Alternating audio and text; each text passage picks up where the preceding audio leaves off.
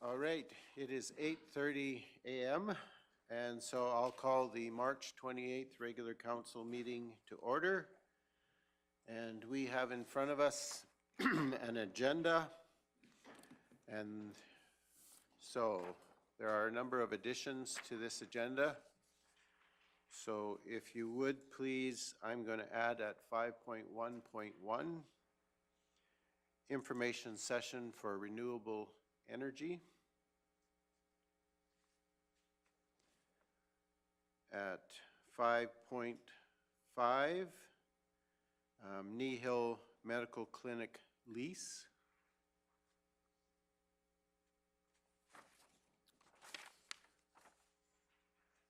I am going to add under council and committee reports 9.1 FCSS, 9.2 Trochu housing, and 9.3 Kneehill Regional Emergency Management Meeting.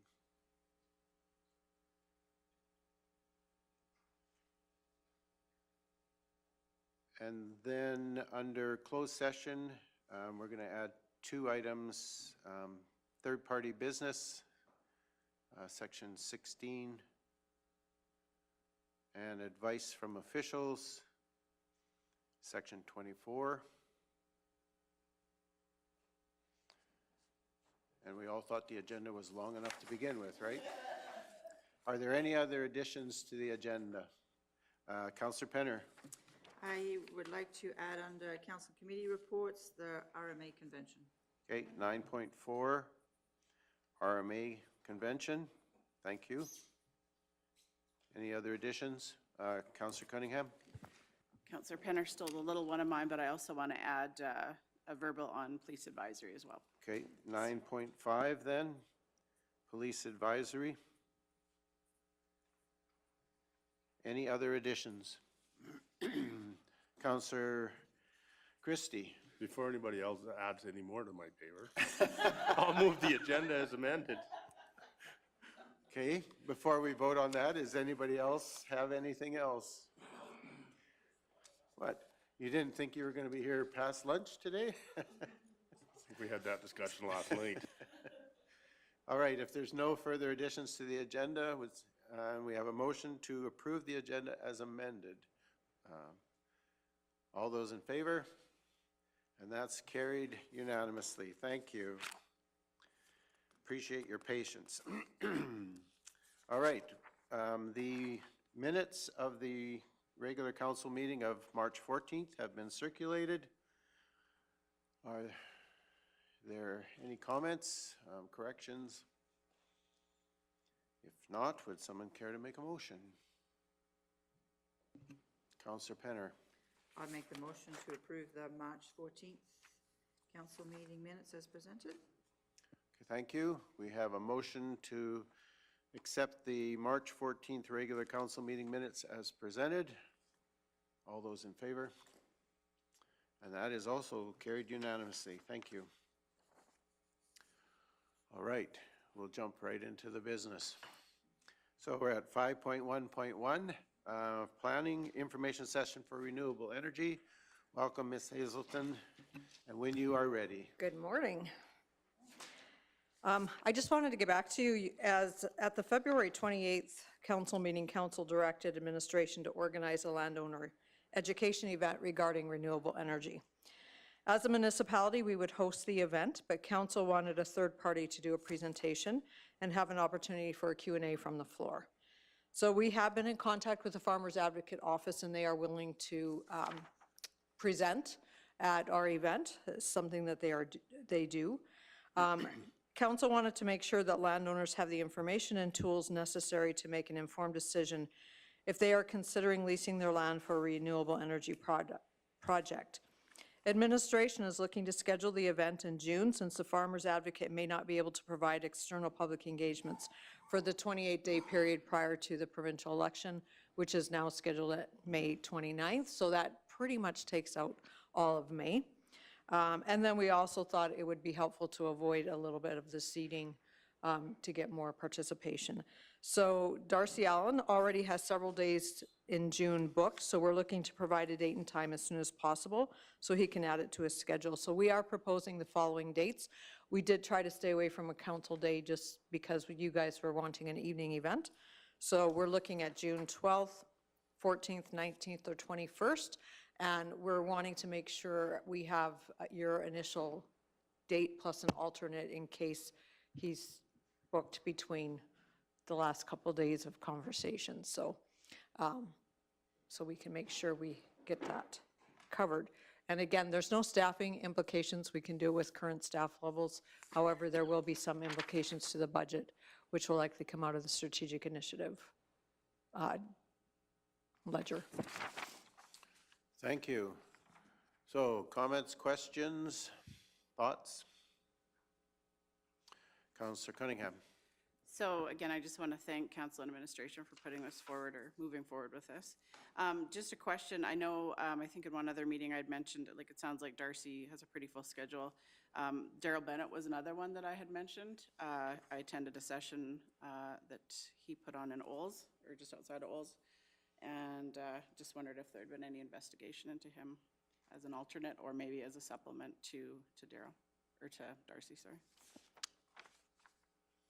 I haven't looked at him because I think the Farmers Advocate was what you guys had initially talked about.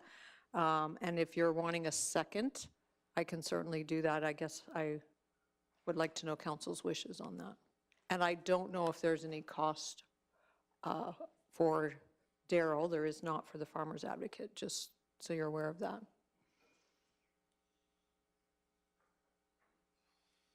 Any other comments, questions, discussion? Councillor Penner. The 19th and 21st do not work for me. Okay.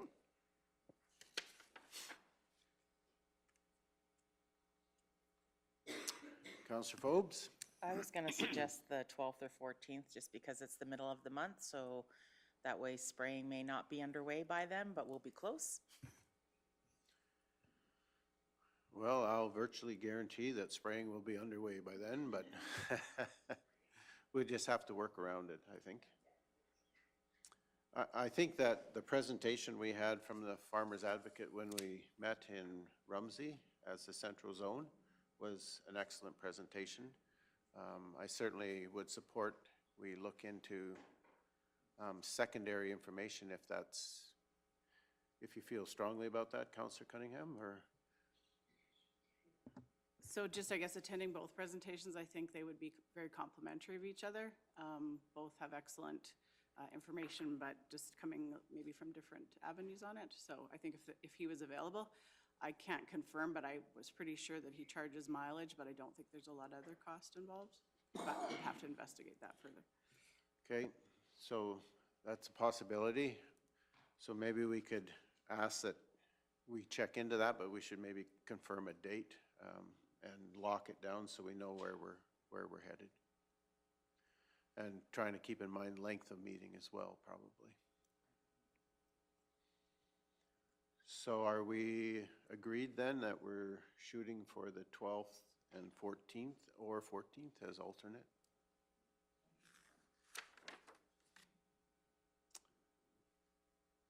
Okay, I see a lot of nods going on. So, Councillor McGee.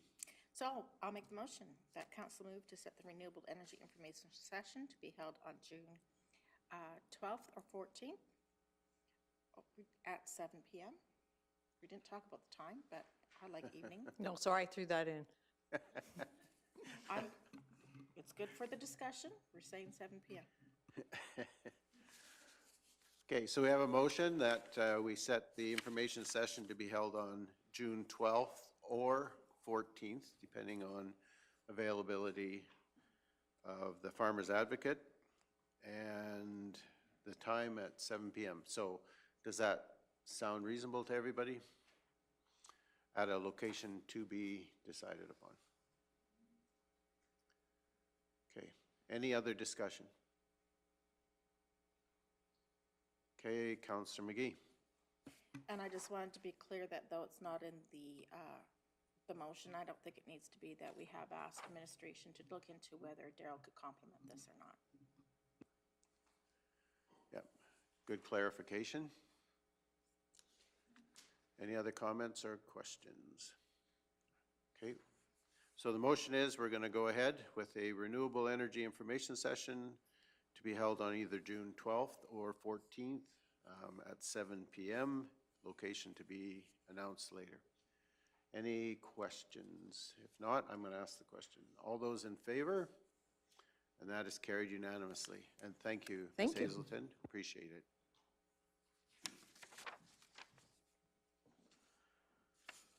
All right, we are going to go on to 5.3.1, level of service policy for fire.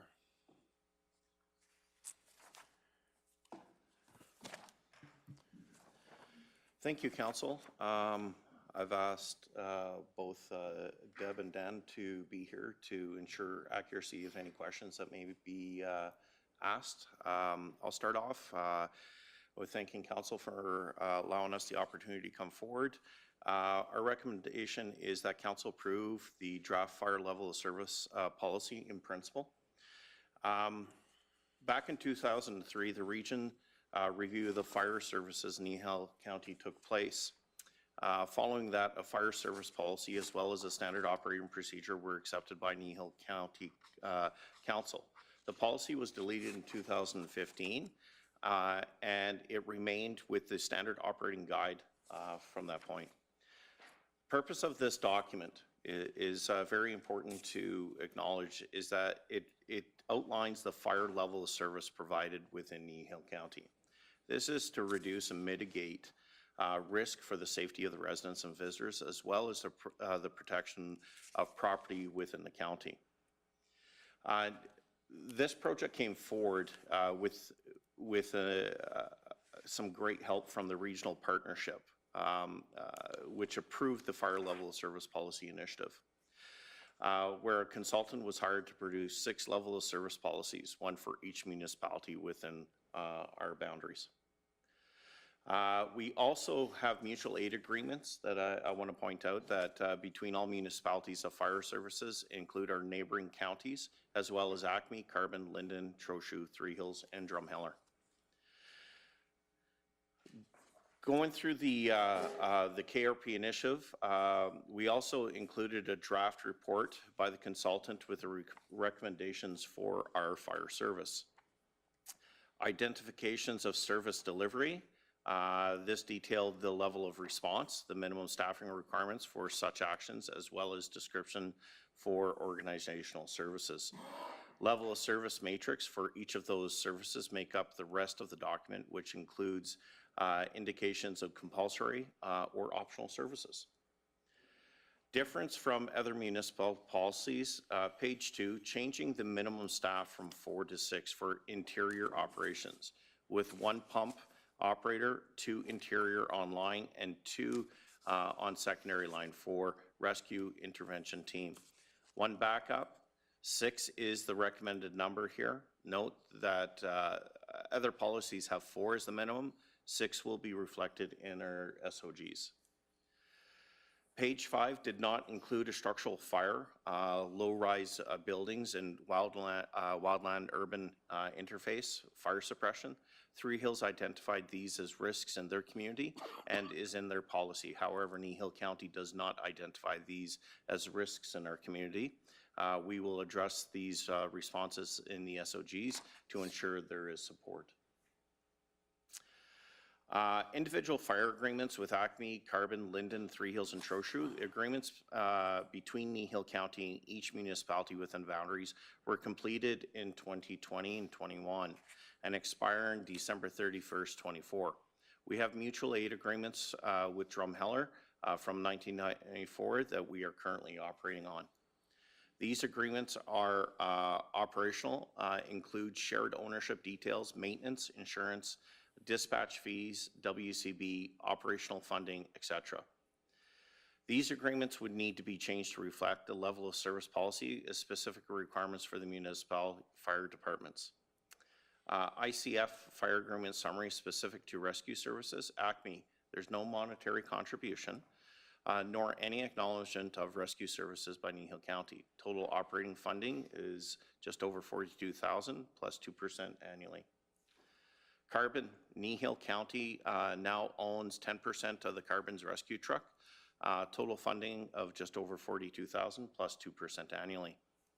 Linden, Kneehill County owns 20% of Linden's rescue truck, which means that Linden is providing rescue services. Linden purchased the rescue tools from the county in this agreement as well. Total funding, just over $45,000 plus 2% annually. Three Hills, Kneehill County now owns 20% of Three Hills rescue truck, which means that Three Hills is also providing rescue services. Total funding of $52,000. Trochu, Kneehill County now owns 20% of Trochu rescue truck, which means that Trochu is providing rescue services. Total funding just over $49,000 plus 2% annually. This total was split into base funding and rescue funding to be recognized as providing rescue services. Excuse me. Approval in principle will allow administration to conduct engagement with our partner municipalities. Any concerns that arise can be brought to council prior to formally adopting the policy. The contribution through this project from Kneehill County was $14,000, which was in the 2022 budget. This year, there will be an additional cost of $2,000 under the operating budget to host the final session, communicate, and be able that we can wrap up the project successfully. Further on, you can see the policy, which is provided as an attachment. As you can tell, the policy is an out-facing document. It's meant not to identify the individual agreements within the communities and the service they provide. It talks about the global aspect of what we provide in the county for services and what our aims are. At this time, I will ask council if they have any questions for our team. Okay, thank you for that presentation. Welcome, Deb and Dan. Thank you for being with us this morning. Appreciate it. So, council, any questions regarding the level of service policy for fire? And recognizing this is a draft of it, and so questions, comments? Nobody? Oh, Councillor Christie. I guess my only question, the only shared resource agreement we have is with Drumheller. Is it a verbal agreement with Olds, or is it a written agreement?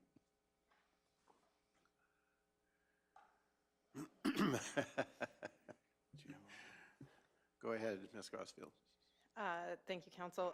Through the chair, we have mutual aid agreements with each county around us. We don't have mutual aid agreements specifically with those towns. Thank you.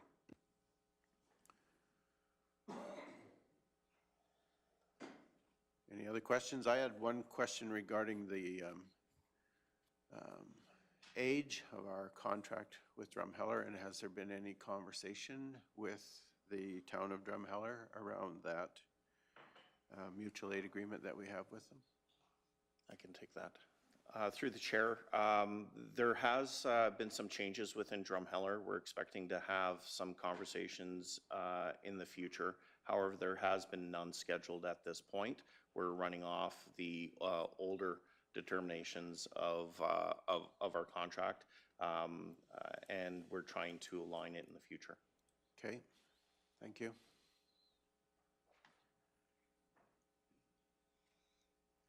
I had one other question, since no one seems to be asking. You did talk about what's in our policy and mentioned that there's some differences. One of the things I understood from the Kneehill Regional Emergency Management meeting was that all communities are developing one of these, but they're not necessarily going to reflect the same things in all of them. Is that correct? That is correct, through the chair. this policy specifies what the county's requirements are. Within each individual community, they will be creating their own that are within their boundaries to ensure the levels of service are understood within their boundaries. And they can be different and most likely should be different from ours, depending on their risks and the type of environment they have within their community that requires different techniques, different forms of fire support. Okay, so then my follow-up question would be in terms of operational kind of approach when they respond to a call within the county, they will be operating under our policy then? Correct. So then our levels of staffing and numbers that we have expectations for will be followed at that time? Correct. Okay.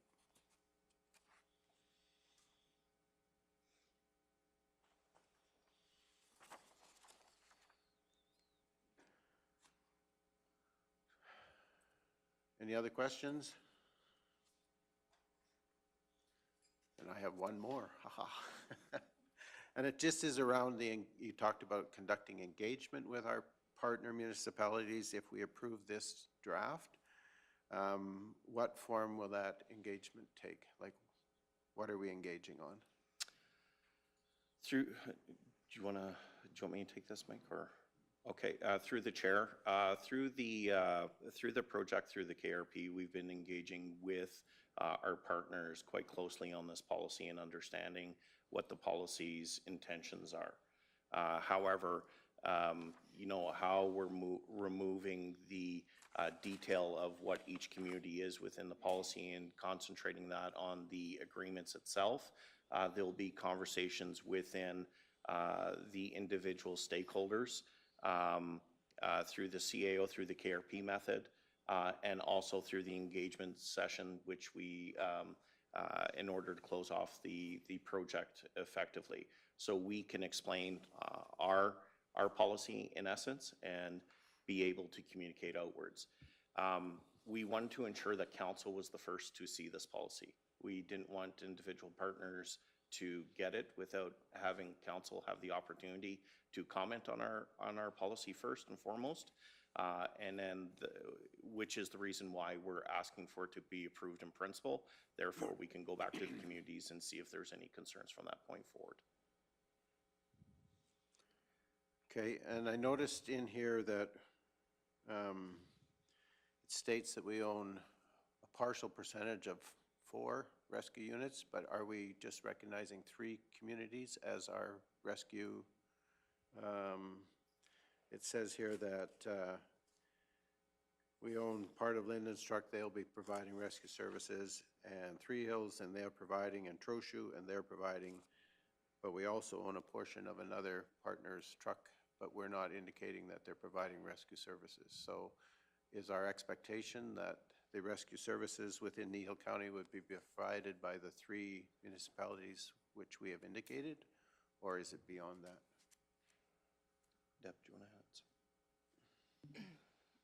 I think when we looked at the agreements that council negotiated back in 2020 is anytime there's some portion that is going to rescue, we actually do assume that you They will, recognize that okay. they are doing some rescue services. Okay. It's just to what level are they going to do those rescue services? So are they going to be called, would carbon be called out for, because I think that's the one that I didn't put Yes, that in there. yep.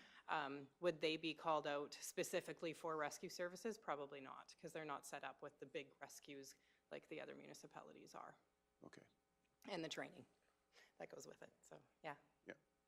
Okay, so that's reflected in our agreement with them in terms of how they operate once they respond to our situations. That would be, sorry. Go ahead. You can answer that. I was going to say that would be part of the more in-depth agreements, and it will also be part of our SOGs. That will be a little bit more in-depth on the SOGs, which again, the SOGs are being written by a collaborative approach through the Fire Chiefs Committee. It's a subcommittee of that. And so they're being written by all of those municipalities through their fire departments, all have a representative sitting on that committee, so. Okay, thank you. Mr. Hogan, did you want to comment? Through you, Mr. Chair, to build on what's been said by the director and the manager, is the policy that's in front of you is setting the service level. How we achieve that service level is done through the SOPs and the actual contracts, as has been said. So when we go into saying that we're going to provide one of the services listed in there, that doesn't necessarily mean that all of the departments within Kneehill County are going to have to provide that service. That'll become part of the negotiation with that. So when we do rescue, as an example, to build on what the manager has said, is, you know, right now, you don't recognize, and through the ICF discussions, Carbon as a full rescue station. Do they have some capacity in some circumstances? Yes. But like Deb said, would we call them as the go-to for some of these things? Probably not. And that'll be part of the engagement that we do with those communities, is saying, you know, one of the challenges I think in this is there's maybe some apprehension from some of our partners that the county is going to impose a service level that's going to escalate costs on their end. And of course, that would come back to us in the ICFs. What we've put out there is saying that if there's a service level that we as the county are demanding that you do in the county as our contract provider, we expect to have to put some contribution into that because we're paying for it, right? So part of the engagement is to go through and show them, here's what we're proposing. And then to have that idea of if that's going to place a burden on them or not. You know, we don't feel that it will, because when we look at our policy, these are things we think should be happening anyway in all of the departments. But if that's not the case and our perception on that is wrong, we want to know it before we adopt a policy that's going to have implications for ICF discussions and things like that. So it allows for some of those discussions to occur. It allows us to put, hopefully, some of that apprehension at ease. And gives them an opportunity as well to look at our policy and say, hey, you know what, we like 90% of this, we're going to adopt the same thing. And to the point that we have, and they can choose not to, right? Just as you guys can choose to do your own thing as well. So if we do that, I think one of the benefits is if we can get the policies more closely aligned with each other, even though they're separate policies, if they're all relatively the same, then from a regional perspective, that fits better, right? Because as it is right now, is if you have different levels of service, you go in there. What the group will have to do is come back when we go in there, is once this is ultimately approved, come back in and develop the detailed plan as to how we deliver this level of service. So if we say we're going to do rescue, so right now our primary rescue groups, being Trochu, Three Hills, Linden, if those are enough to cover the county, then we don't require those services or the training or equipment that goes with them. Deb alluded to this one in her answer correctly, I think, is that if you want to view Carbon as a full-on rescue unit, there's a price tag that comes with that in training and equipment. And part of the planning that'll go on, or part of that development that'll go on, is say, well, do we need them? In terms of, there might be a different role that they play, but if we have rescue covered with the 3 stations that we have, we might not need that extra equipment or training in the other stations, right? But that's the operational level, and that's governed through the contracts that we'll review here as part of the ICF coming up way too quickly. Way too quick. But, Okay, so my assumption then is because through the partnership, we hired this consultant to help develop these, and they've been working with the Fire Chiefs Committee, right, or not? Not really? They've been working with the individual communities separately then? yeah. Yes, the consultant has given a recommendation report and then has written policies for everybody. Okay. So this is Kneehill County's policy. We've just adapted it a little bit and took out some specifics. But yes, each municipality has a draft one that the consultant has already written for them, based on the assessments that the fire chiefs all did with a tool that they had given them. So, Okay. yeah. So the municipalities worked with the fire departments, their individual fire departments, to come up with a recommendation for the policies. Okay. Yeah. Thank you. That process was intentionally done that way, because when we're dealing with a levels of service policy, the body for each municipality that sets the levels of services is the municipal council. Right. And so we wanted the process directed at council, because what you determine as a level of service, that's within your domain. Okay, thank you for the clarifications. I appreciate it. Any other questions? If not, what's the wish of council? Always comes down to that eventually. Councillor McGee. I just wanted to add that I really appreciate the process. I appreciated how much you've been able to be participating in it as well when we had our engagement sessions in ACME and so forth. So thank you. I think this is a very needed process and a very well-done policy as far as we can tell. So I would like to make the motion that council approve the draft fire level of service policy 4-01 in principle. Okay, so we have a motion to approve the draft fire level service policy 4-01 in principle. Any further discussion? Seeing none, I'll ask the question. All those in favor? And that is carried unanimously. And thank you very much for being here. Dan and Deb, we appreciate your presence today, so thank you.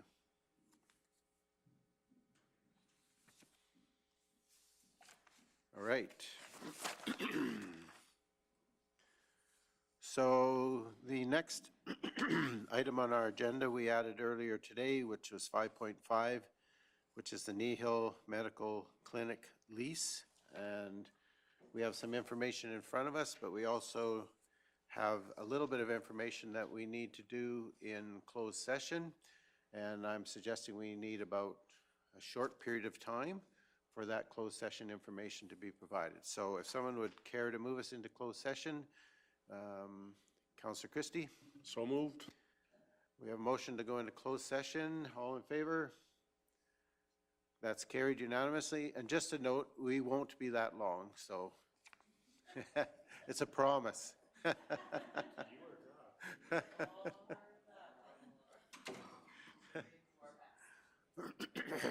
We'll do our best, that's right.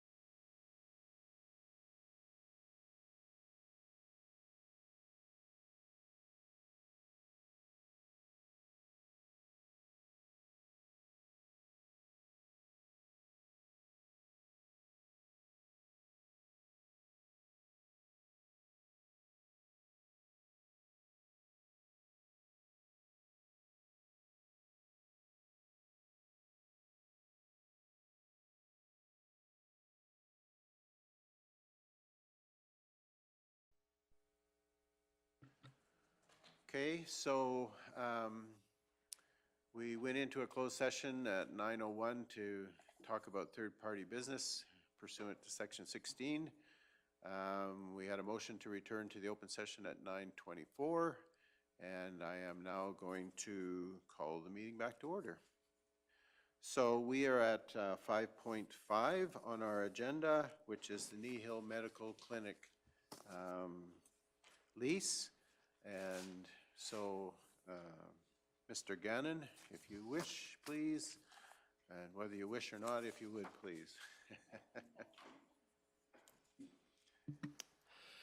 Thank you once again, Council, for allowing me this opportunity to come forward, presenting this RFP with regards to the Kneehill Medical Clinic lease. Our recommendations, there are several that we're going to be recommending through the RFP. But I want to provide some background information, if I may.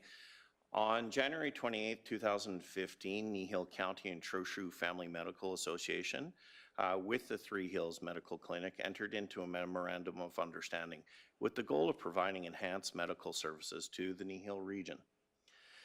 This memorandum of understanding was directly related to the occupancy, lease, and condition affecting the lease of the new medical clinic.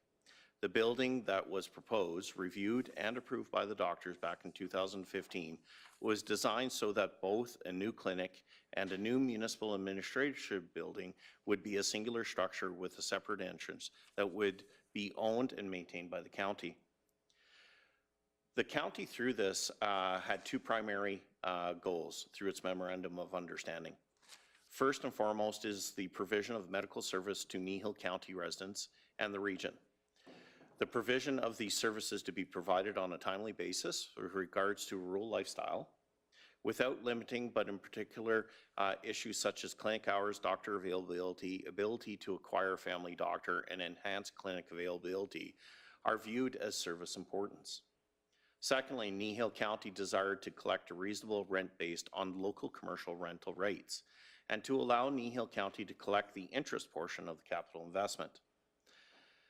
As previous explained by Council, another one of their goals was, which was not included in their previous memorandum, was to maintain the viability of the Three Hills Hospital and the services which it provided to the region, and also to provide the opportunity for services within the region and to aid in providing economic development, sustainability, and growth. The memorandum financial responsibilities included the doctors would pay a base rent of $10 per square foot per annum, reviewed every 5 years. For the first 12 months of occupancy, no rent was expected to be charged.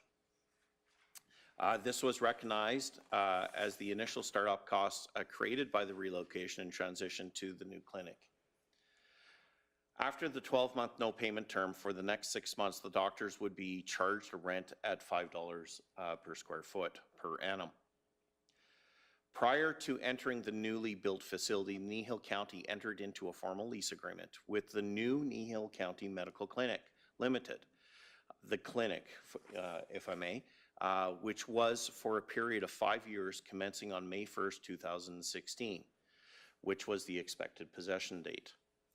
The basic rent that was indicated within that lease was in the first year there would be no rent.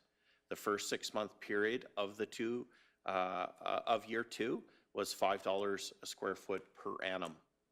The second 6-month period of year two would be $10 per square foot per annum. The remainder of the term would remain at the $10 per square foot per annum. The transitional process to the new clinic had a variety of unforeseen financial implications, which administration and the clinic discussed. Through these conversations, the rates were adjusted to accommodate and aid the clinic overall ability to provide the services. Through these agreements, the clinic and the county have agreed on these rates since the clinic started. First 2 years, from 2016 to 2018, there was no base rent required or provided. The next 6 months, from May 2018 to October 2018, was at $5 per square foot per annum. The next 6 months from November 2018 to April 2019, it was at $10 per square foot per annum. May 2019 till the current, it was reduced from to the $9 per square foot per annum. Now I want to have a little bit of a discussion of the difference between market and full cost recovery.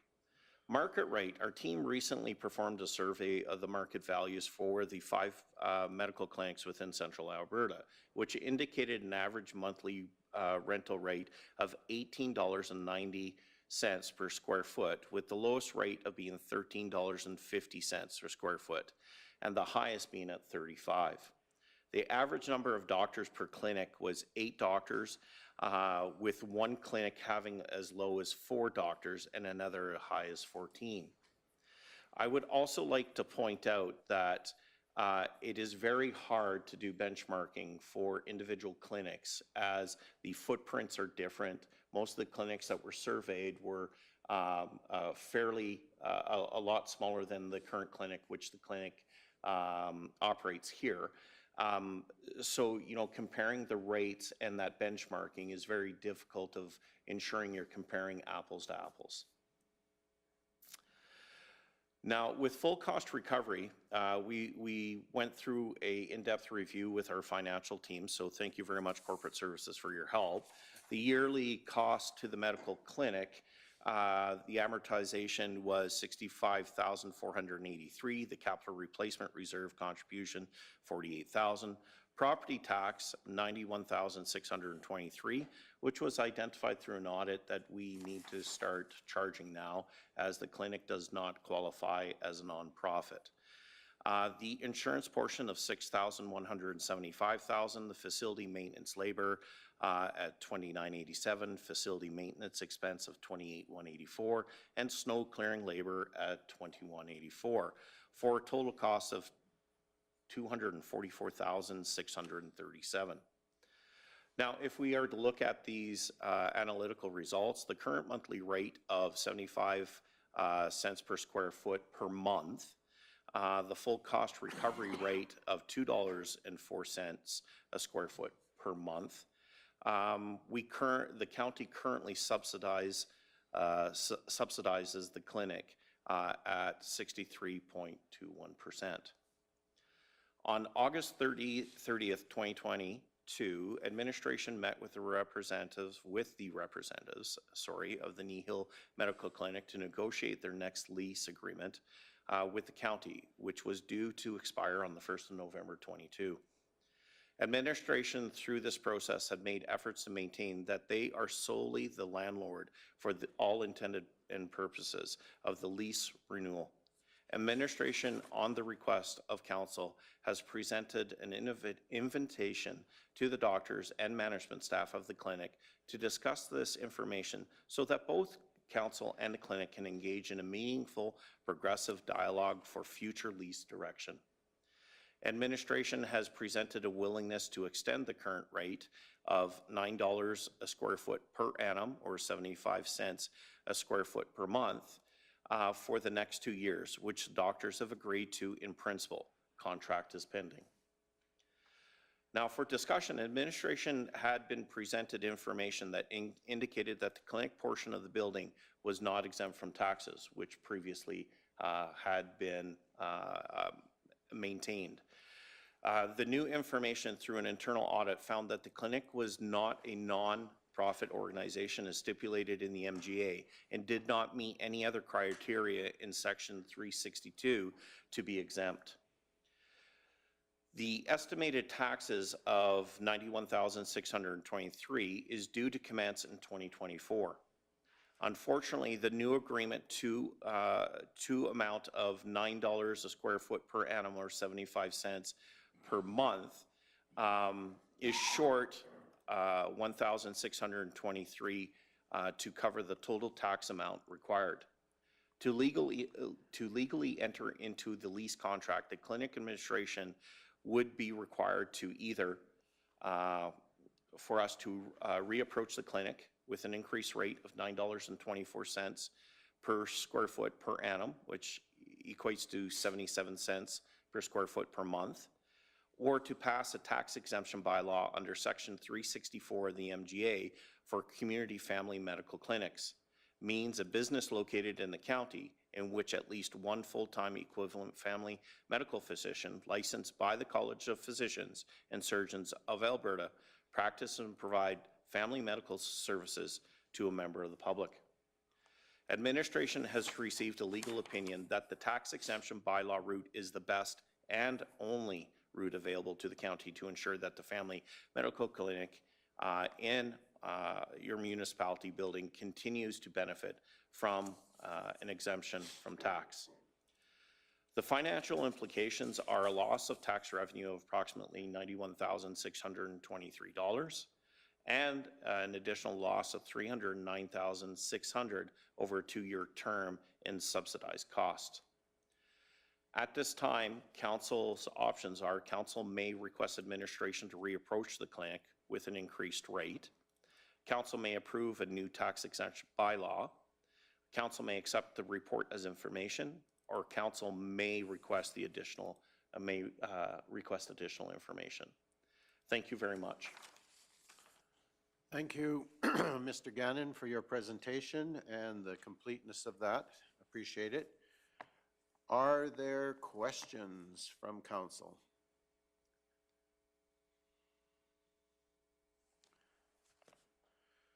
Councillor Forbes.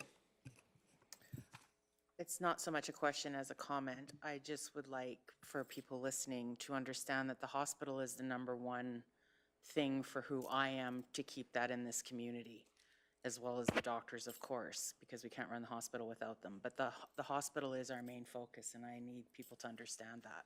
Okay, thank you. I think that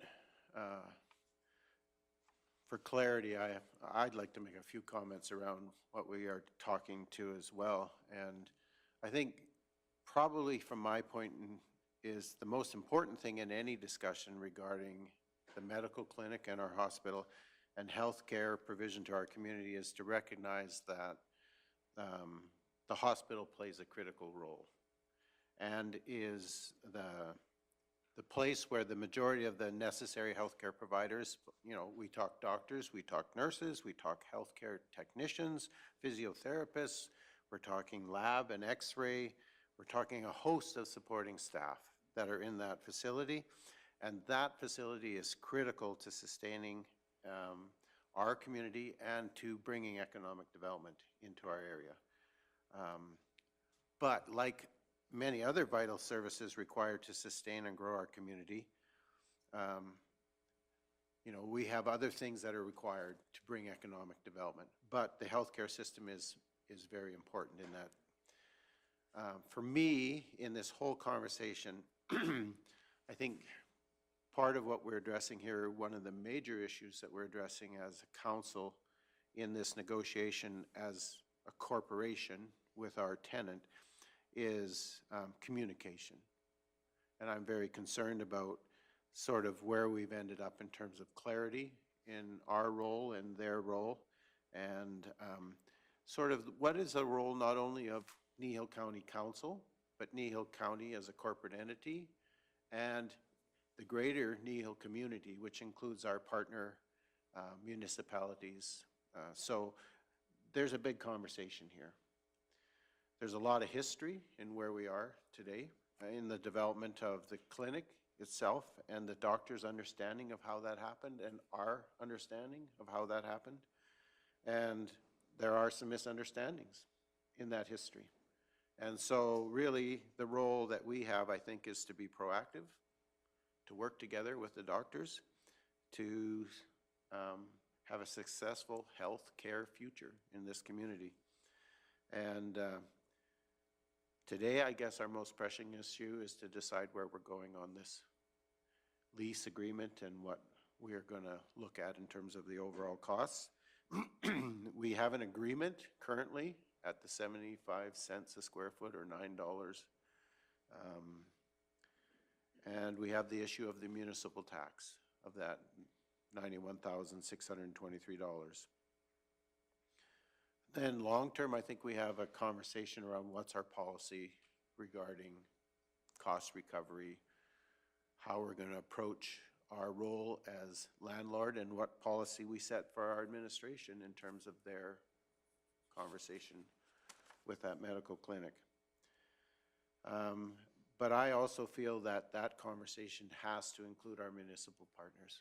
I really feel that if we're going to go into a long-term conversation around healthcare and healthcare provision and the preservation of the hospital here in the community of Three Hills, that our partners need to be involved. Because if the doctors are feeling stress and feeling that they're in a situation that's not manageable for them, then our partners have to help us resolve that situation. I really believe that's necessary. And so what we need to have in terms of conversation today is really just a beginning for what conversation we need to have both with our partners and with the doctors who are serving in that clinic. So I believe that if we work together with our medical doctors and our partner municipalities, long-term, we'll assure the status of that hospital, and it'll remain open. We'll probably help our doctors in terms of their own mental and physical health, take some of that stress out of that situation, and hopefully there will be services provided medically to our community for many years to come. And that's kind of my set the stage preamble for the whole conversation that we need to have. Today, our most pressing issue is around the tax and what rate we want to set.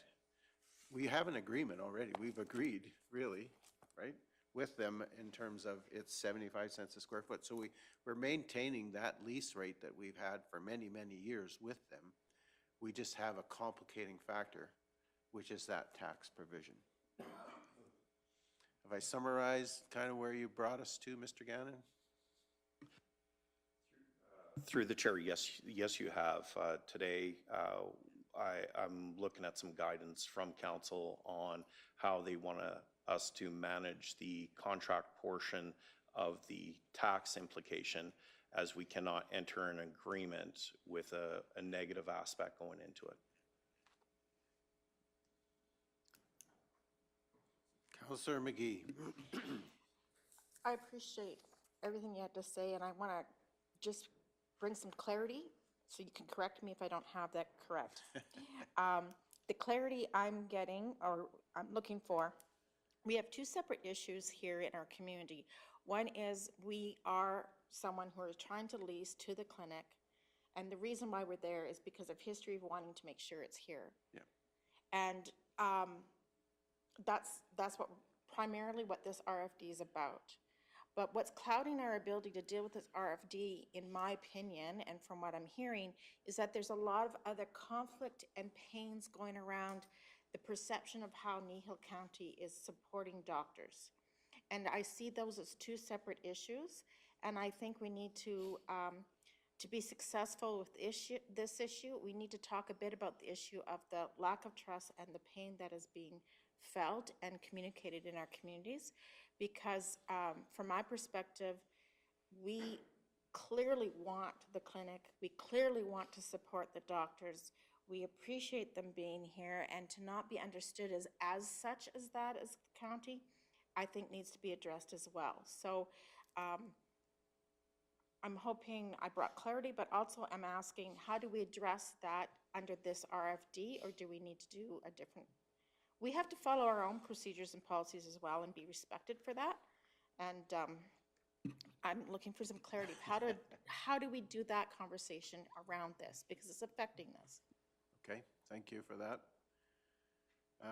I'll take a stab at that.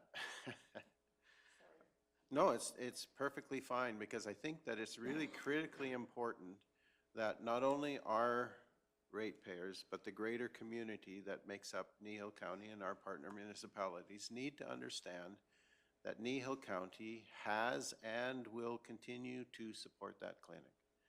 And we show that in the fact that we are currently subsidizing the operation of that clinic to the tune of many, many thousands of dollars every year. And that needs to be acknowledged. And not only is it financial that we're doing, but as a council, I believe we have stated over and over that we support and think that that clinic is valuable because it is the keystone to keeping our hospital. And so that critical number of doctors that we need to have within our community to be able to keep our hospital open and emergency and all those other things in terms of care and what's needed. If we don't have doctors, we don't have the hospital. And so we've made a commitment, I think long-term, the very fact that we built the clinic and we're willing to do that on behalf of the greater community shows our commitment to that. The fact that we have initially given the doctors, because of their startup costs and the stresses that came in the first 2 years, we gave them rent-free because we understood that they had encountered costs that they hadn't anticipated in making the move. We gave them a low rate initially. We moved to our agreed rate for a very short period of time and then backed away from that because they indicated that it wasn't sustainable. So we have supported them, and we will continue to do that. I think that what's missing is that in the communication of what our efforts have been in terms of this most recent lease negotiation is administratively, we have tried to show the doctors what the total costs of operating that clinic are and tried to show them the amount of support that they're receiving from this council, and that was misinterpreted. And whether that's communication on our part or misunderstanding on their part, we're not going there. We just know that there's a discontinuity in our communication, and we need to fix that. But we also know we've been presented with an issue that we didn't even know we had, which is the tax issue. And I mean, to go to anybody and say, you know what, for the last few years we have been ignoring this because we didn't even know it existed, but now we have to deal with it and put on the table basically an amount that would double what they currently are having to face, that's a bitter pill to swallow. And so part of that solution has to come from this council. But it also has to come from our partners. It's not just us, right? So does that help with the clarity that you were looking for? Yes. Okay. Any other questions, concerns, or comments?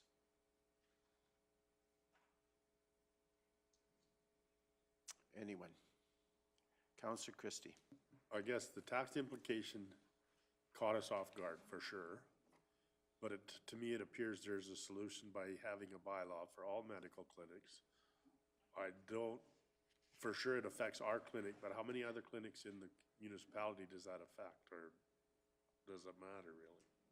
Well, at this point, we really only have one One that we clinic worry about. in our municipality that is a medical clinic that would meet the definition of having a full-time, at least a single full-time medical practitioner within that clinic. And whether that single full-time medical practitioner is made up by 3 of the doctors serving there, there's at least more than one full-time equivalent being in service to our community there.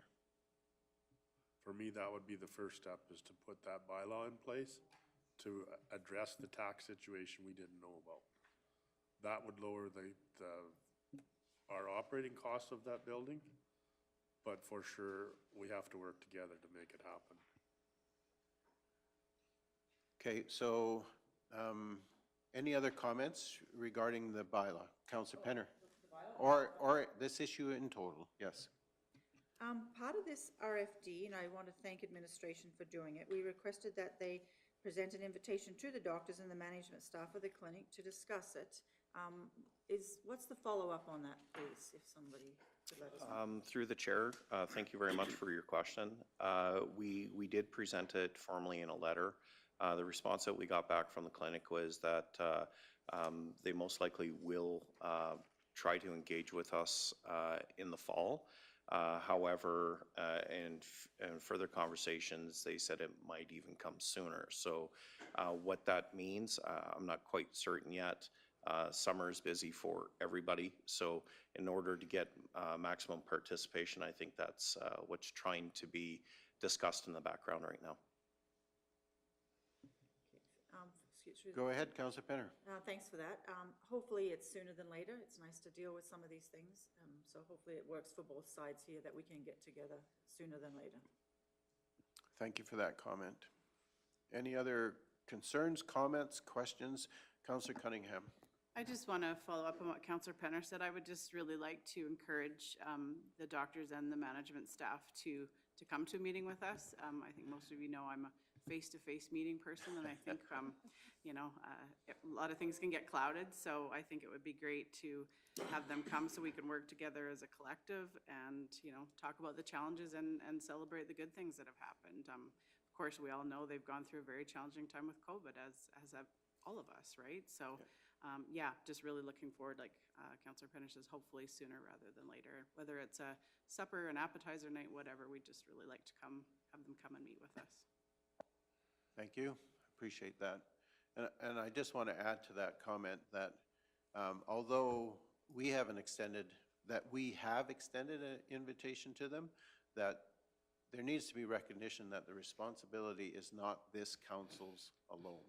And so what we need to sort of communicate in the process with the doctors is that it's a much bigger conversation. But any meeting is a start, and it's very important to have that start. So, Mr. Hogan, you want to comment? Just to provide clarification to council, what I'm taking from the discussion, so what admin would act upon based on what you've said, we have extended the invitation for this meeting. The response we got was maybe in the fall, although lately maybe a bit sooner, looking at summer. Our initial invitation was to hopefully have all of the doctors there. Is my interpretation correct that what I'm taking from the conversation is you'd like us to reissue that invitation, and if we don't get all of the doctors, then we go forward with what we do get, in an effort to have that conversation sooner rather than later. Is that a fair statement? It's a fair statement in my books, for sure. Yep. Okay. Would nice to see them all. Majority would be awesome, but yes. Okay. Councillor McGee. And I would like to maybe even suggest that we need to have a date way sooner than 6 months. For me, it is affecting my ability to find a reasonable way to look at the lease part, because if I'm not appreciated, and the other side is also saying they're not appreciated, how do we trust a business decision? And so for me, that's the hard part, is to make a business decision without building that trust component first. And so time doesn't allow for that, I don't think. I think we need to go ahead with the RFD, of course.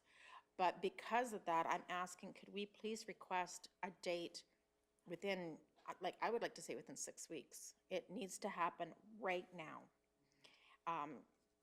That is what I would prefer to see. We direct administration looking for feedback on that piece. But Okay, thank you. I see lots of heads nodding, and I also would agree that I know the doctors are busy, and I appreciate that component of their lives, but there's not a person sitting at this council table who also is not a busy person, and with farming season immediately around the corner, that's only going to increase, not decrease. So I would agree that we want to not push for, but request a more immediate meeting, with the idea that it's to help build some of that trust that's being talked about by Councillor McGee. So in response to your question, Mr. Hogan, I would say that's a pretty solid yes from council. Thank you. We'll act on that accordingly. Okay. Now to the issue that Councillor Christie brought up, and that's the proposal of a bylaw that would give a tax exemption to medical clinics within Kneehill County. I guess I would be looking for some clarity. At this point, you're wondering if we would consider that, or are you looking for us to move forward on that more quickly? Through the chair, we actually have a proposed bylaw that was attached to this package. I'm sorry if you did not get that. No, it's in front of me, and so I'm Okay. just... So, you know, if it was a position that council would like to go, I think that my recommendation is that we move forward with the bylaw. And we have the ability to amend if there are unforeseens in the future. This is to ensure that the clinic can be managed at this point and at least where we can create some solid ground at least for the next 2 years as discussions progress. So the understanding I had from your earlier comments is that without this bylaw, we basically would have to be looking at an increase on the per square foot rate just to cover the tax side of what's. Through the chair, Cost. absolutely. The rate that's proposed, which is the existing rate, would not even cover the tax implications fully. And so the understanding that I have, and I stand for correction if I'm wrong, but the indication seems to be that the 75 cents per square foot that's been agreed to by both parties was considered to be probably the max that could be handled at this point in the negotiation.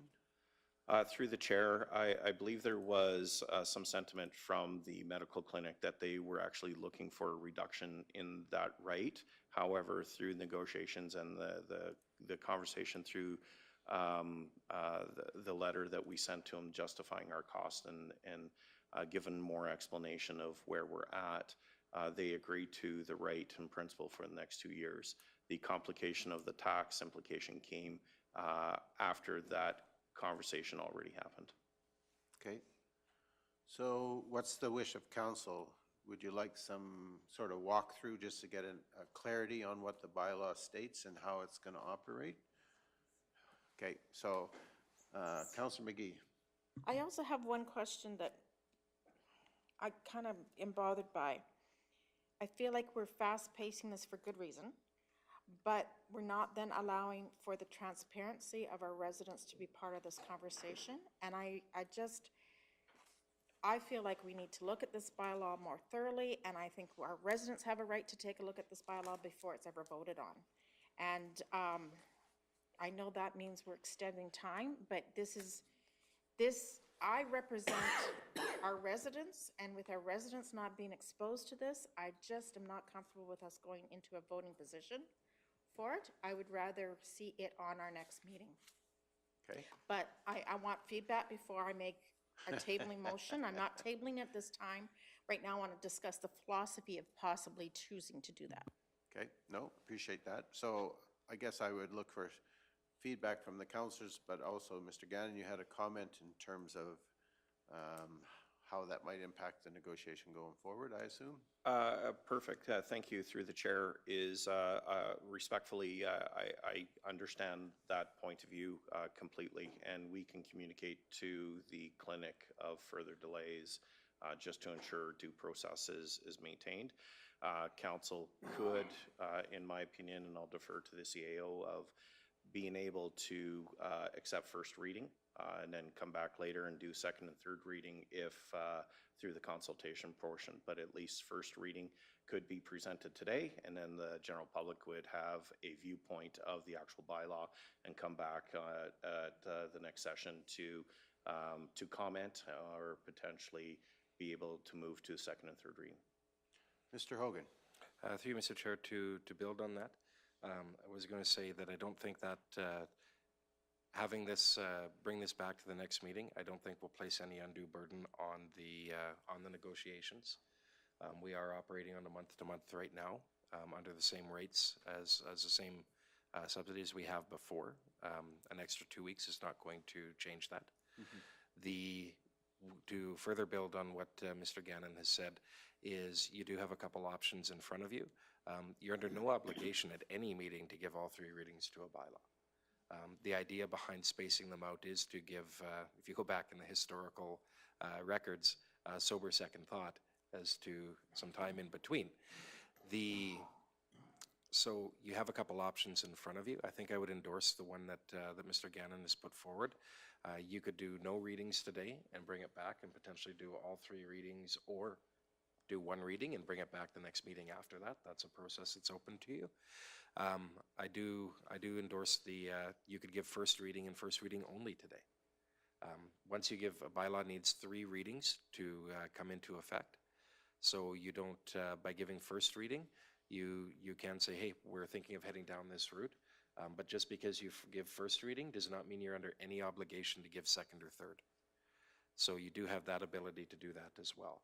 The only thing that changes is that at the subsequent meeting, if you chose to go forward with the bylaw, you wouldn't need that permission for third reading, because you'd only be doing 2 at that point.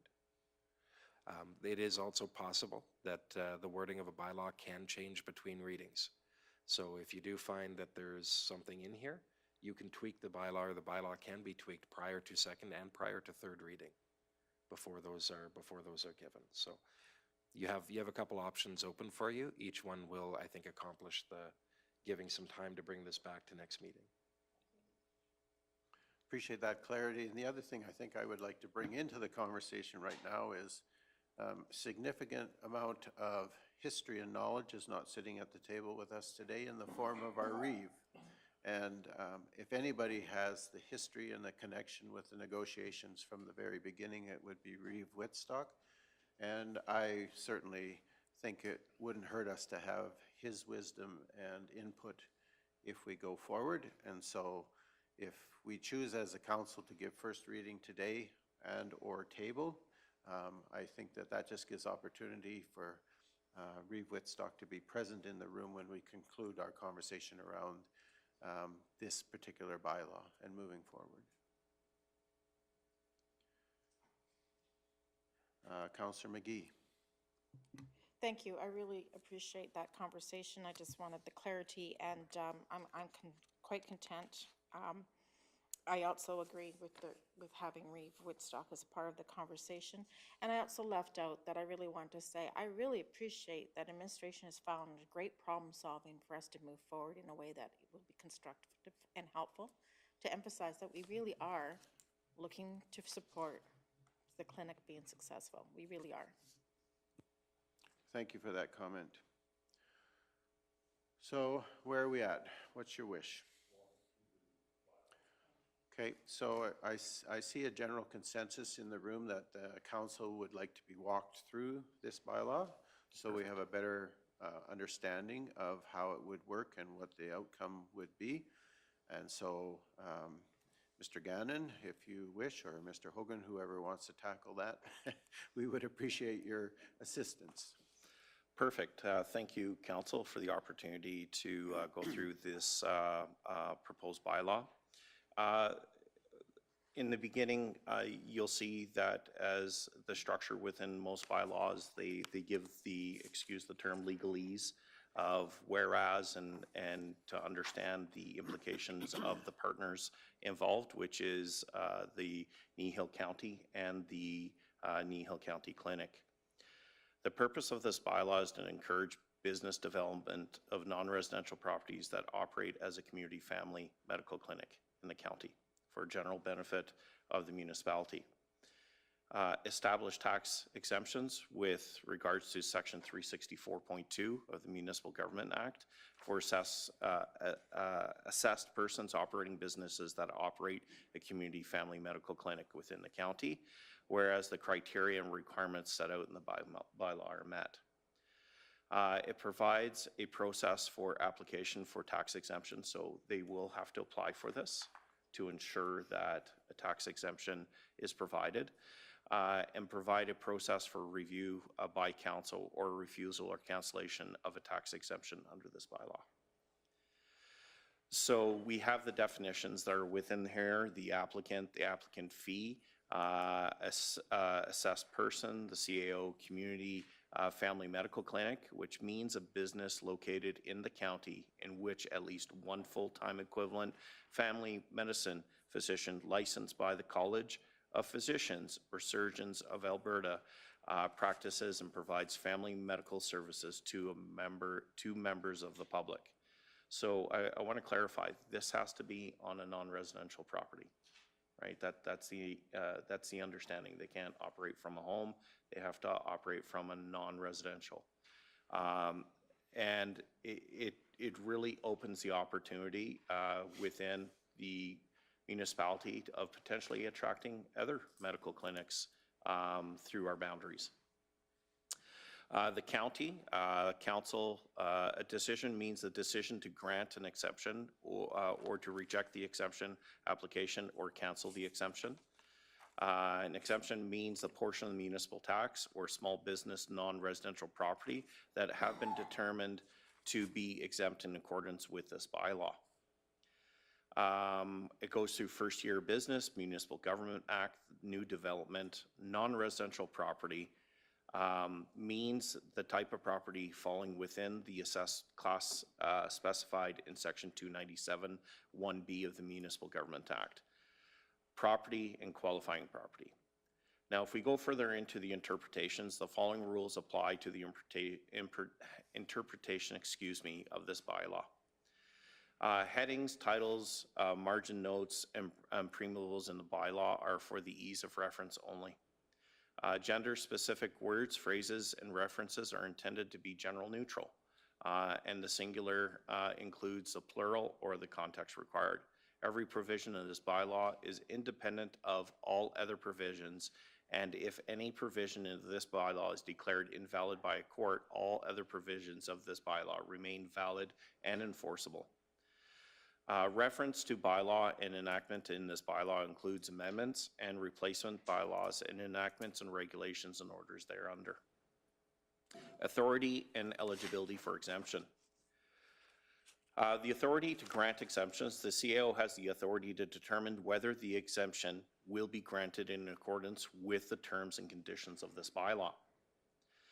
Eligibility for exemptions. To be eligible for exemption, the following eligibility criteria must be met. Requirements for qualified property. Be a non-residential property physically located within the county and either presently operates as a community family medical clinic or defined in this bylaw pursuant to a valid business license granted by the county, or is intended to operate as a community family medical clinic once construction is completed, if it is a new development. Now, I know that it does state that a business license. This is if the county ever goes in those future directions, it opens the ability where you do not have to change the bylaw. However, the statement afterwards gives you the authority, if you do not have that, to be able to impose it. If it is a new development and has obtained all the necessary development approvals from the county and capable of operating as a community family medical clinic pursuant to the preset zoning of the property under the county's land use bylaw. Not be subjected to tax forfeiture proceedings under the Municipal Government Act. Not have development compliance issues be in violation or development agreements or violation of Safety Codes Act or at any time during the taxation year for which the exemption applies. Requirements for the applicant. The applicant is the assessed person or authorized agent for the assessed person. Assessed person must be operating a community family medical clinic on the qualifying property to which the small business tax applies, or intend to operate a community family medical clinic if the qualifying property is a new development. Assessed persons must not be in arrears or have amounts owing with regards to property tax, utilities, or other fees owed to the county. Assessed person must not be in a tax forfeiture under the Municipal Government Act. Assessed persons and their agents must not furnish false information within the applicant or furnish false information or misinterpretation, any fact or circumstances to the county, whether or part of the application process or during the term of any exemption that is granted. And assessed person and their agent must meet all requirements under this bylaw and the Municipal Government Act. The CAO may exercise discretion to refuse to have the county grant an exception when an entity related to the assessed person in the tax forfeiture under the municipal bylaw or the assessed person is involved in litigation with the county. Applicant for exemption. The application process for exemption is as follows. the applicant must submit a complete application to the county, and the county has the discretion to reject applications that are incomplete, ineligible, or provide after the deadline provided in this bylaw. Applications must submit a non-refundable application fee. This is where we can impose a fee if we determine to do so, unless this requirement is waived by the CAO. So we can put an amount in there, but the CAO has the authority to remove it at any time.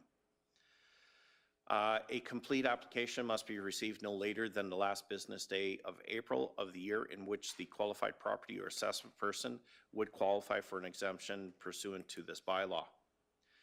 Applicants whose applications are returned as incomplete or ineligible may resubmit an application prior to June 1st without payment of a further applicant fee. Notwithstanding the complete application requirement, the county may require additional information that in the discretion of the county is necessary to complete the application and may require the applicant's consent to be given for the county to obtain such additional information. The county will advise applicants in writing if their application is accepted for consideration, and applications accepted for consideration will become the property of the county and may not be returned. Decision on the exemption. If the CAO grants an exemption, the CAO will issue a written decision to the applicant outlining the following information: the year to which the exemption applies, which must not include any taxation year earlier than the taxation year in which the exemption is granted, so it's not retroactive in nature. Any condition that breach of which will result in the loss of exemption, and the taxation year or years in which the conditions apply. The amount of the exemption to be determined in accordance with Section 11 and 12 of the bylaw, and any other information or condition provided by the county. If the CAO refuses to grant an exception, the CAO will issue a written decision to the applicant outlining the following information: the reason why the property fails to qualify, the date by which an applicant for appeal to council must be submitted. The following applies to any decision issued by the CAO to grant an exception. The CAO may set conditions requiring the applicant to provide information requested by the county to enable the county to monitor whether the property continues to meet the terms of the bylaw through the period for which the exemption is granted, or to ensure that the calculation of the exemption is accurate. Includes the provision by the applicant of consent for the disclosure of such information to the CAO by employees or agents of the county, other governments, government agencies, or other persons. It will be deemed conditioned that Section 5 of this bylaw be completed with on an ongoing basis. At the time, the CAO may require the applicant to provide any documents as the CAO may deem necessary to verify any information contained in the application or to confirm ongoing compliance with the eligibility criteria of the exemption. And when a condition of the decision is breached, a property no longer qualifies for an exemption under this bylaw, or information becomes available that shows that the property should not qualify for an exemption under the bylaw, the CAO will issue a written decision canceling the exemption, provide the reasons why the exemption has been canceled, what criteria or conditions must be met in order for the exemption to be reinstated, if applicable, and the date by which an application for the appeal to council must be submitted. So the amount of exemptions: if the exemption is granted by the CAO for the new development, the qualifying property will be exempted from municipal taxation during the period the new development is under construction, provided that the assessed person providing the information satisfactory to the CAO, confirming that the new development is intended to operate as a community family medical clinic once construction is completed. During the period of construction, the qualifying property will only be exempt from taxation for any areas of the qualifying property that are intended to operate as a community family medical clinic once construction is completed, and other areas of the qualifying property will not qualify for exemption if they are not intended to operate as the community family medical clinic once construction is completed. The qualifying property will continue to be exempt from municipal taxations for the duration of the time specified in the decision granting the exemption, provided it continually operates as a community family medical clinic once constructed of the new development is completed. Once construction is completed, the qualifying property will only be exempt from taxation for any areas of the qualifying property that are operated as a community family medical clinic, and any other areas of the qualifying property will not qualify for exemption if they are not operating as a community family medical clinic. If an exemption is granted by the CAO for an existing property, the qualifying property will be exempt from municipal taxation for the duration of time specified in the decision granting the exception, provided it continually operates as a community family medical clinic. The qualifying property will only be exempt from taxation for any area of the qualified property that are operated as a community family medical clinic, and any other qualifying property will not qualify for an exemption if they are not operating as a community family medical clinic. As you can tell, that's been reinforced multiple times in the document. Terms of the I'm not applicant. clear. What were you saying? An exemption on a single qualifying property may be considered for up to a maximum total of 15 consecutive years and can be renewed for further terms on written application to the county before the expiry of the current term. That can be changed. So if it's not the wish of council, we can change the maximum period, and that's something that can be adjusted. Prior incentive program, if an exemption is granted in this bylaw, then any prior tax incentives or exemptions being received by an assessed person related to the qualified property shall no longer receive. Cancellation of the exemption, if at any time after the exemption is granted, the CEO determines that the applicant or the application did not meet or cease to meet any of the criteria which form the basis of granting the exemption, or there was a breach of any condition provided for in the writing decision to the applicant. The CAO may cancel the exemption for taxation year or years in which the criteria was not met or to which the conditions apply. A written decision to cancel the exception must be provided to the applicant and must include reasons for cancellation, identify the taxation year or years to which the cancellation applies, and provides the date to which the applicant for appeal counsel must be submitted. Appeal to council. An applicant may appeal to council in the following situations. An application for exemption is refused or rejected, or an exemption is canceled for one or more taxation years. A request for appeal must be in writing and received by the CAO no later than the time and date specified in the decision in which the exemption was rejected or canceled. Council will consider an appeal at a regular council meeting of council or a special meeting of council.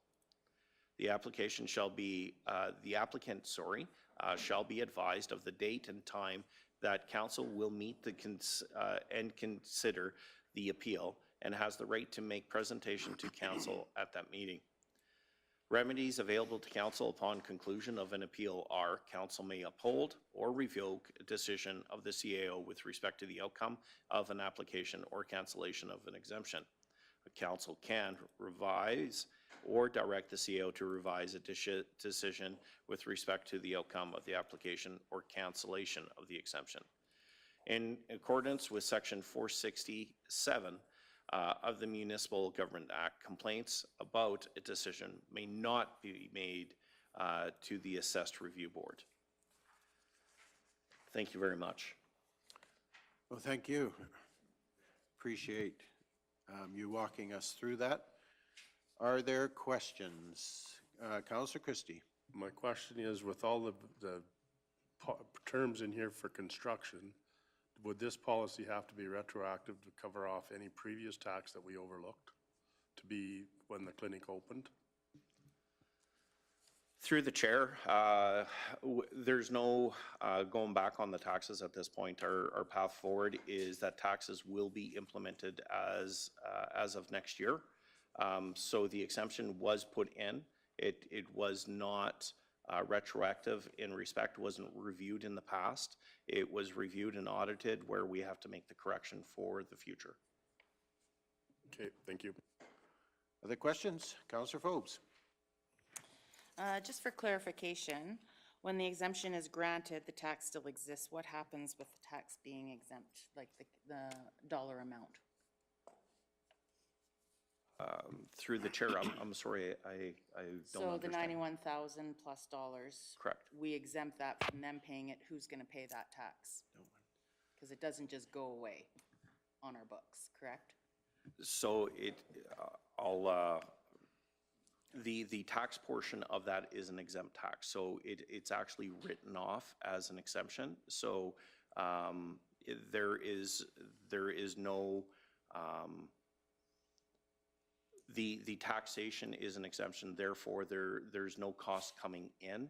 There is nobody that is paying that portion. It's just council's choice to provide an exemption for those services within the community. So just before Mr. Hogan jumps in here, this would be similar to the exemption, well, no, it's not.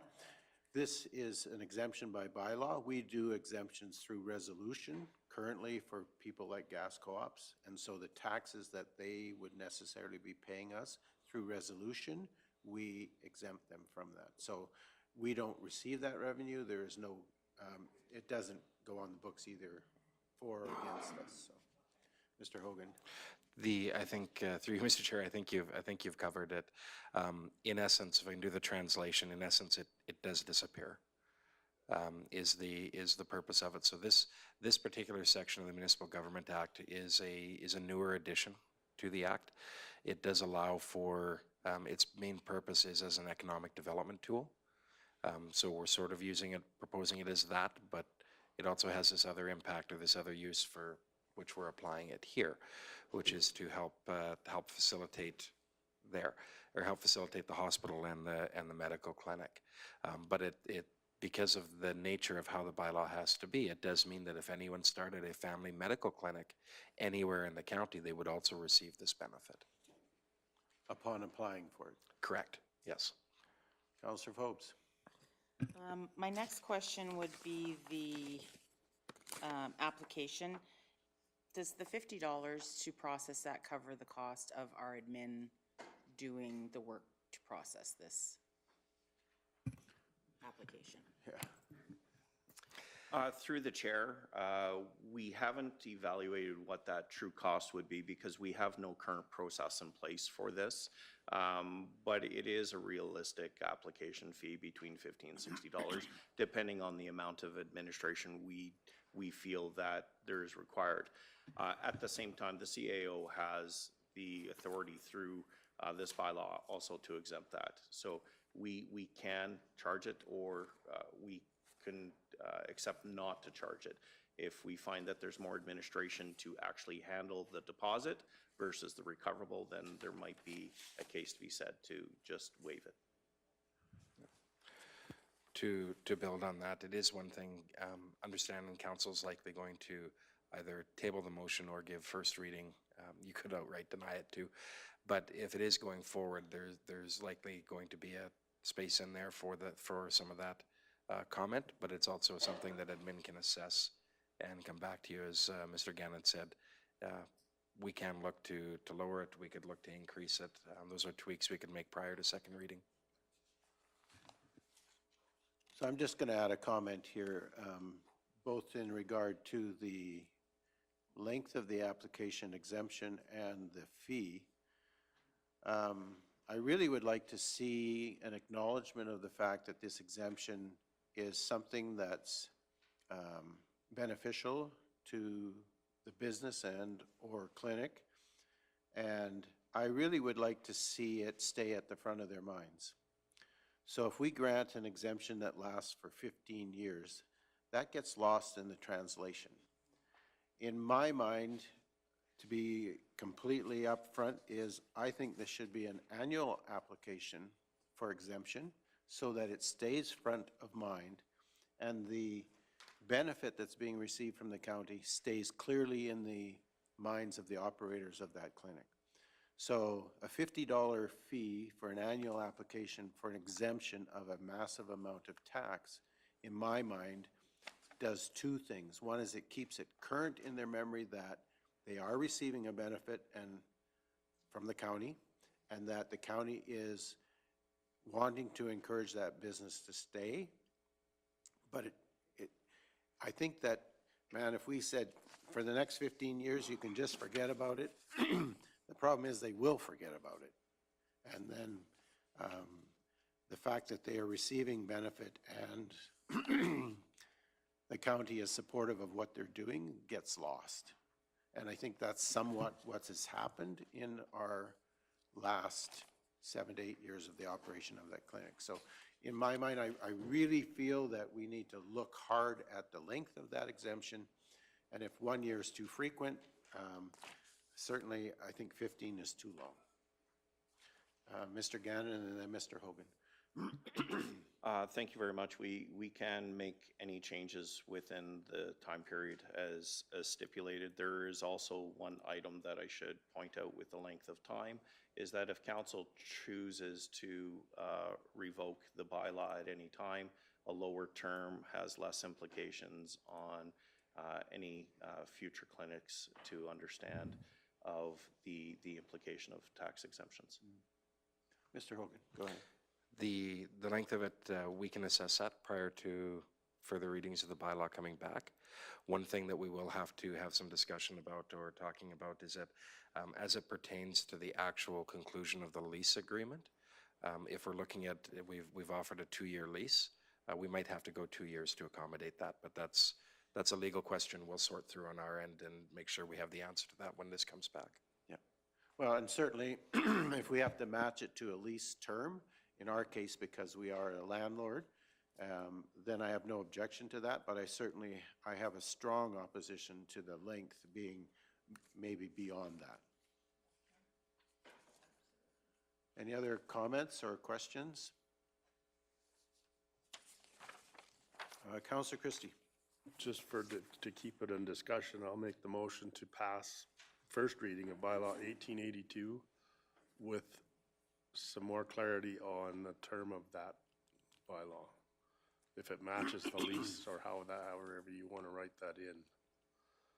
I'm a little concerned about a 2-year lease versus a 5-year lease for stability, because that's part of our problem.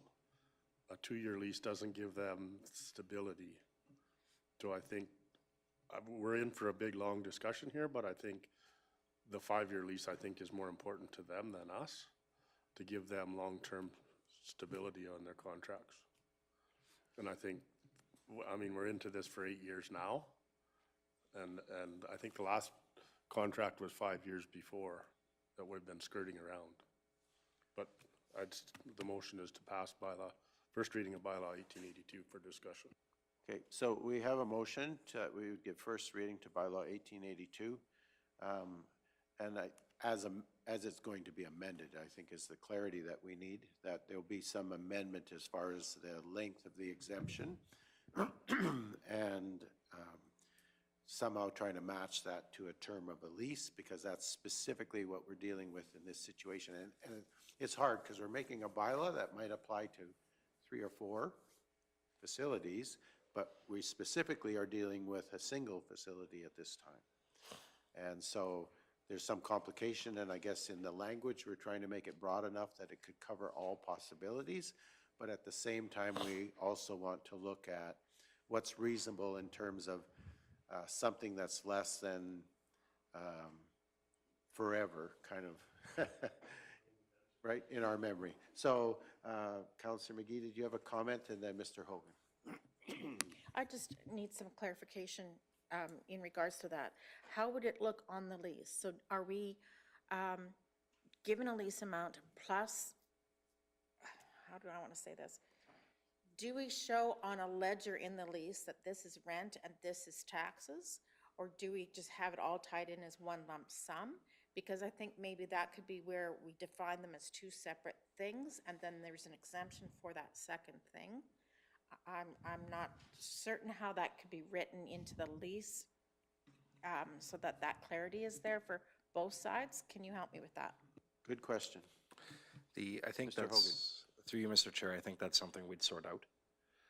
So you know exactly what that wording would be here today. We don't have that for you. Yep. But once we know that this was going forward, that would allow us the ability to make sure that the lease was properly worded. So the direct answer, I don't have to give to you today, but it is, the issue you've identified is one that would need to be sorted out in the lease. So we do have legal looking at that component of it, which is actually part of how we arrived here. So if we knew this was going forward, then we would again have that reviewed to make sure that that language worked. Okay, Councillor McGee? Just to add to that, the clarity that I want everyone to understand who's now going to be looking at whether or not they want us to continue with this, is that this taxation is in addition to that 75 cents. We are not saying that that was what we're looking to exempt, so that clarity is there, and that's why I'd like to see it as defined as two different things, because that clarity needs to be there for our residents who are looking to understand how we do handle our cash. So the way we get around the issue that's been raised, and to give clarity to your comment, so help me to understand, is we want to be sure that we're specifying there is a rent, and the rent is X. There is tax that's due, but also exemptable, and it's X. So that at the bottom line, if the taxes disappear, the rent doesn't. That's the clarity I'm looking for. Good. Thank you very much.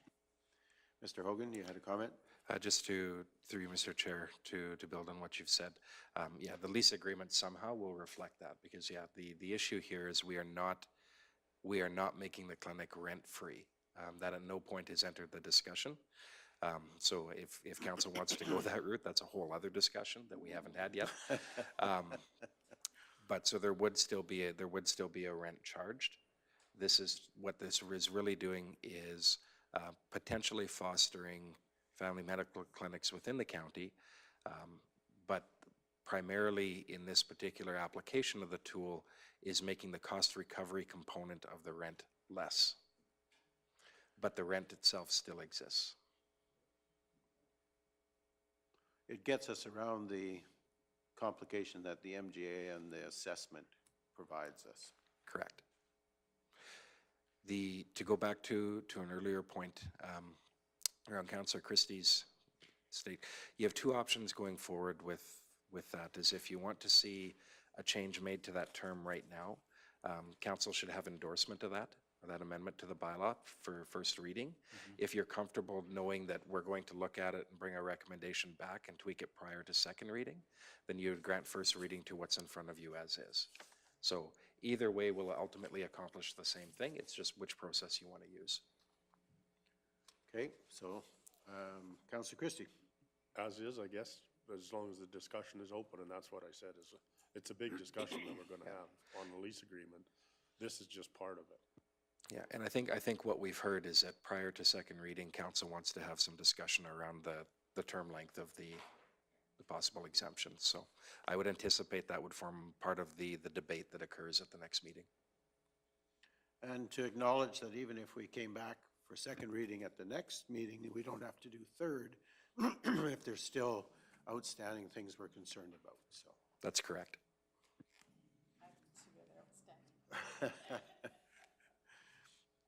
So are we happy with where we're at? We do have a motion to give first reading to bylaw 1882, that being a bylaw to provide exemption to family medical clinics within Kneehill County. Any further question or comment? I don't think we're done with our discussion, but certainly as regards to this bylaw, maybe we are. So I just need to know, is that where we're at? Everybody's ready? Okay, I'm going to ask the question then.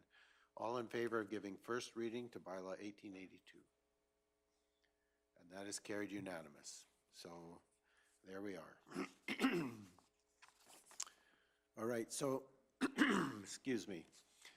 Anybody care for a break right now before we continue, or do we want to finish this conversation before we take that break?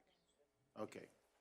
So hopefully we've given some clarity to you, Mr. Gannon, and Mr. Hogan as far as where we are in terms of this lease negotiation. We've provided an invitation to the doctors in the clinic to meet with us, to have a more informal conversation, and hopefully provide some meeting of the minds as far as what we're trying to do here. We recognize that this is a much bigger conversation in terms of where we want to be as far as the facilities that Kneehill County has and other services we provide as far as cost recovery or what percentage of subsidy we're willing to do. We also recognize that we're in a much bigger conversation with our partners as far as how we're going to continue to maintain medical services and a hospital within this community. Is that pretty well a good summary of where we're at? So any other questions or comments or things that we need to cover off before we leave this conversation for now? We're coming back here, I know. Councillor McGee. Sorry. No, don't ever be sorry. Thank you. I need a few things clarified in my own mind, and maybe beyond that, I'm not sure. But to start off, we did say on page 7-8. So we're back to the bylaw then? Yeah, in the bylaw, I'd like to clarify, family medical clinic qualifying property. I can foresee in the future that part of that clinic building as it is today, if we were to use this as the example for this bylaw, may be rented out to something that might not qualify as medical. Do we need to define how that works in this is a question that I think I would be asking again when we come back more. Well, I think, just if I could respond to that first, and then Mr. Gannon. If you look at the clauses under that development, or as it relates to family, what do we call them? Community family medical clinics? Yeah. It refers to just the portions of those properties that are operated as that particular definition.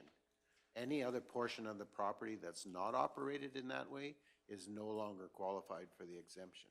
So my understanding that would be is if the clinic is on my personal property, nothing else other than the clinic gets the exemption. If the clinic is part of a bigger entity, the only portion that gets the exemption would be the portion of that building or bigger entity that's operated at that time as the medical clinic. And should it change, then that exemption would change. Mr. Gannon, have I got that? Through the chair, you're absolutely correct, and it also gives quite a bit of strength to the CAO to ensure that those questions can be asked and that information can be attained to ensure proper assessment. Thank you. Councillor McGee, any other concerns? So then also under that definition, we have one full-time equivalent family medicine physician. I'm challenging whether we want one or two written there. I think one is pretty low for what our intent originally was for that building. And I just want us to, I'm just putting that out there as something that needs to be discussed, whether it's done today. Okay, so again, let me take a stab at it, and then if you would jump in, please. So my understanding is the existing facility, if it had one doctor in it, would no longer qualify for a complete exemption because they wouldn't be using the entire facility to provide that service. If a new doctor came in and decided they wanted to build their own clinic separate from the existing clinic, so it's somewhere else within the county, it would absolutely have to have at least a single doctor in there working full-time. And so the only way it would qualify for that exemption, say I'm the doctor and I decide to build my own clinic, but I want to work 3 days a week, I don't qualify. I have to provide full-time medical service within that clinic in order to qualify. Because we have such a large facility next door, if we had a single doctor in there, there's no way that that single doctor would want to operate that entire clinic by themselves. So I think they would be looking for, and we as the landlord would be looking for other tenants to be in that building, and then the portion that would be exempt would only be the portion for the family medical clinic. Mr. Gannon. Through the chair, my interpretation, and we can get that clarified, is that any clinic within the county that has a minimum of one family physician does qualify. One full-time. One full-time. And I think that the one stipulation is, what does full-time mean? Right, there's no stipulation within that. So I think that that's one area that we may have to So we want a indicate. definition of full-time. Full-time. Okay, good question. Any other comments? Councillor Christie. Oh, I'm gonna twist it up now. Okay, well, maybe I take So that back. I think the term just now caught my attention is family medical clinic. What about a veterinarian clinic?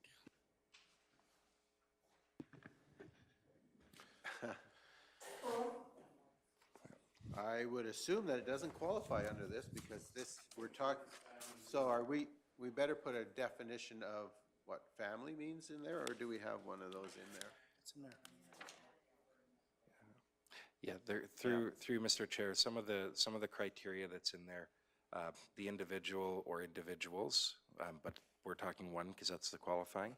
There are licensing requirements that they have to maintain. They are, I just would need a second to yes, look I that see it up. College of College of Physicians, Physician and Surgeon of Yes. Alberta.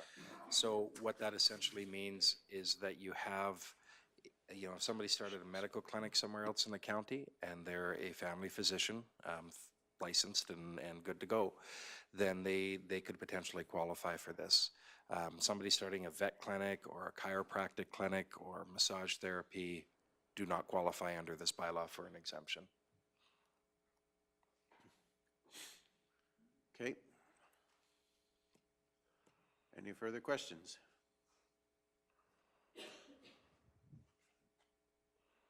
We good? So then what I would be looking for here would be a motion to accept the Kneehill Medical Clinic contract presentation as information. Am I correct in that? Through the chair, there can be multiple here, so you can accept it as information. Also, the voting on passing the first portion of the bylaw as well. Okay, we did pass first reading, Okay, correct? first reading, thank you. I do So apologize. that portion has been dealt with, and so at this point, I think we've given administration enough direction as far as moving forward with the medical clinic and our request to have a meeting.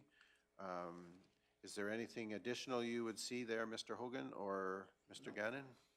No, I believe that passing the first reading covers the information within the RFD.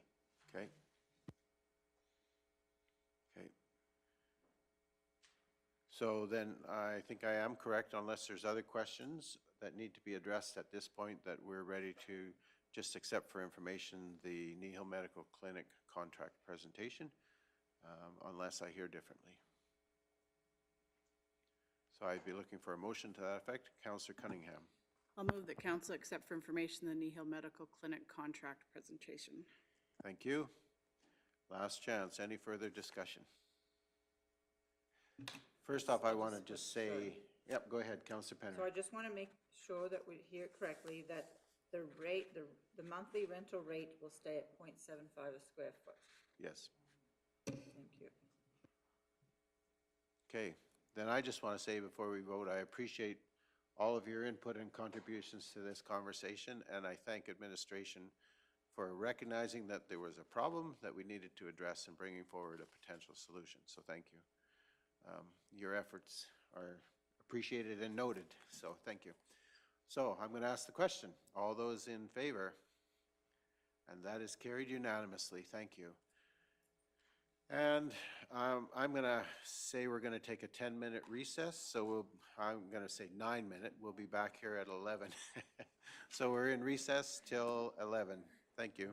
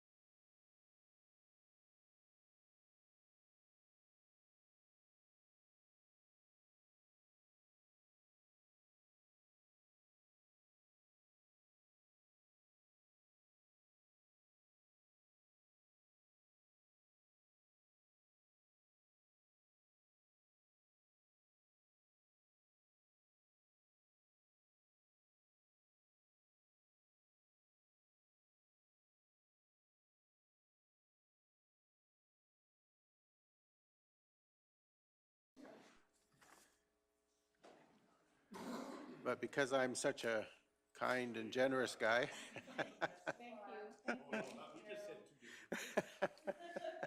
And there might be a difference of opinion, okay? We acknowledge that right here up front.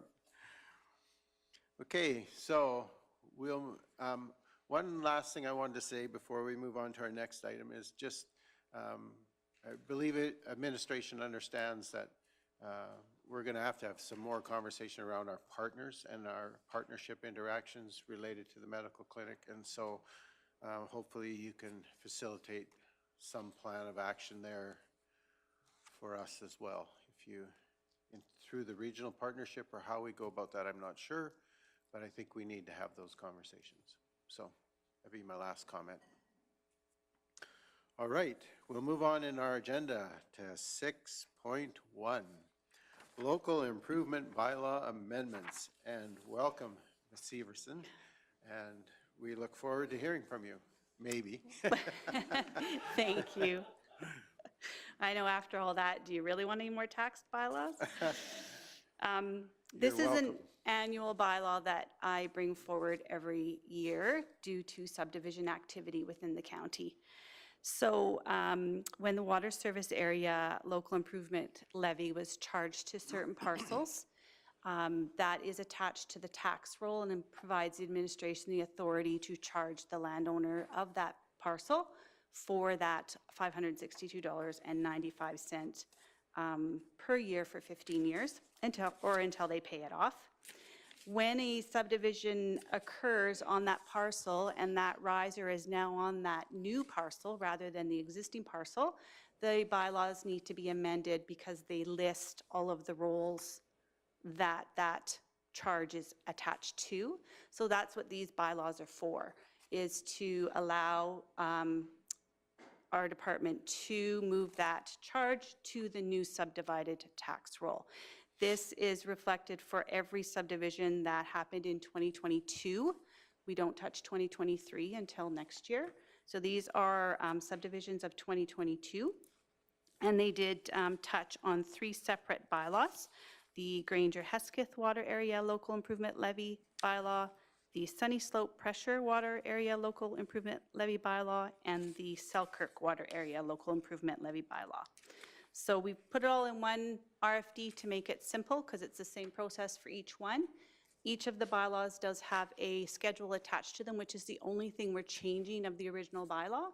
And you can see which roles it amends based on that schedule that I have it crossed out and the new one added. So unless you want more information, that summarizes what we're here to do. Okay, so any questions? We're clear as mud what we're doing. We're basically just adding some roles to each of these bylaws. Not adding Or, so well, much as not adding, amending. amending, yeah, Yeah. yeah. Yeah, we don't add any charges because once the bylaws were originally put in place, you cannot add a charge to another role. Yep. If someone gets a riser now, they have to pay it in full. Yep. And these are going to, we have, I think, 2 more years, 23, 24, it's 23 this year, 24, 25, and 26, and then I think we're done with these original bylaws, so we're getting close. And then we have to figure out where we're going to go from there going Yeah. forward. And of course, you'll be long gone by I'll then. be long gone.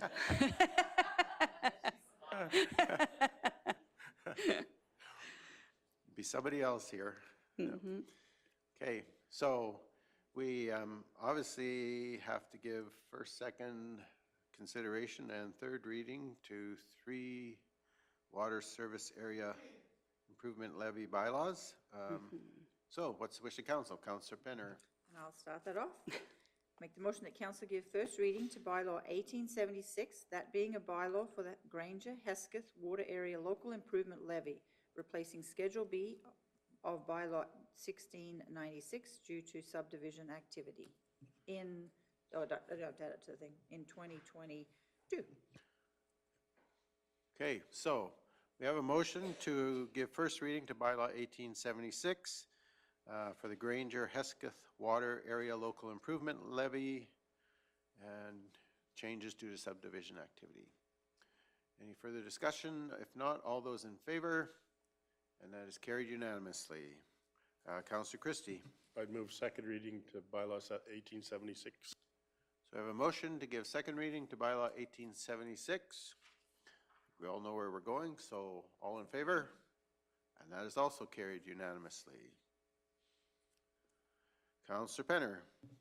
I'd make the motion that council give consideration to hold third reading to bylaw 1876. Okay, so we have a motion to give consideration to third reading for bylaw 1876. All those in favor? That's also carried unanimously. Councillor Forbes.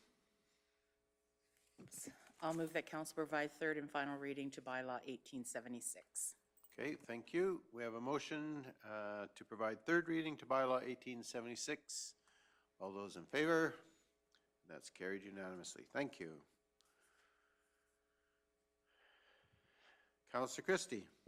I'll move first reading of bylaw 1878 as presented.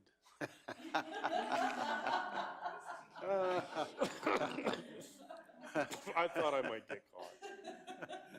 So, Councillor Cunningham was probably just sitting there thinking, do I want to say all those words? And then you just short circuit. Okay, so we have a motion to give first reading to bylaw 1878.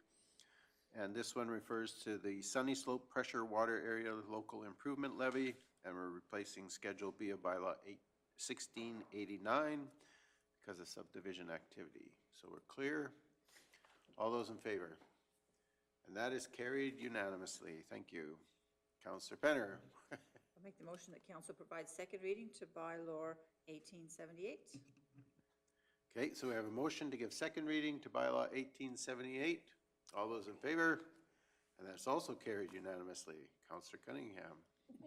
I move consideration to hold third reading be given to bylaw 1878. Thank you. So we have a motion to give consideration to hold third reading to bylaw 1878. All those in favor? And that's also carried unanimously. Thank you. And Councillor Forbes. I'll move that council provide third and final reading to bylaw 1878. Okay, so we have a motion to give third and final reading to bylaw 1878. All those in favor?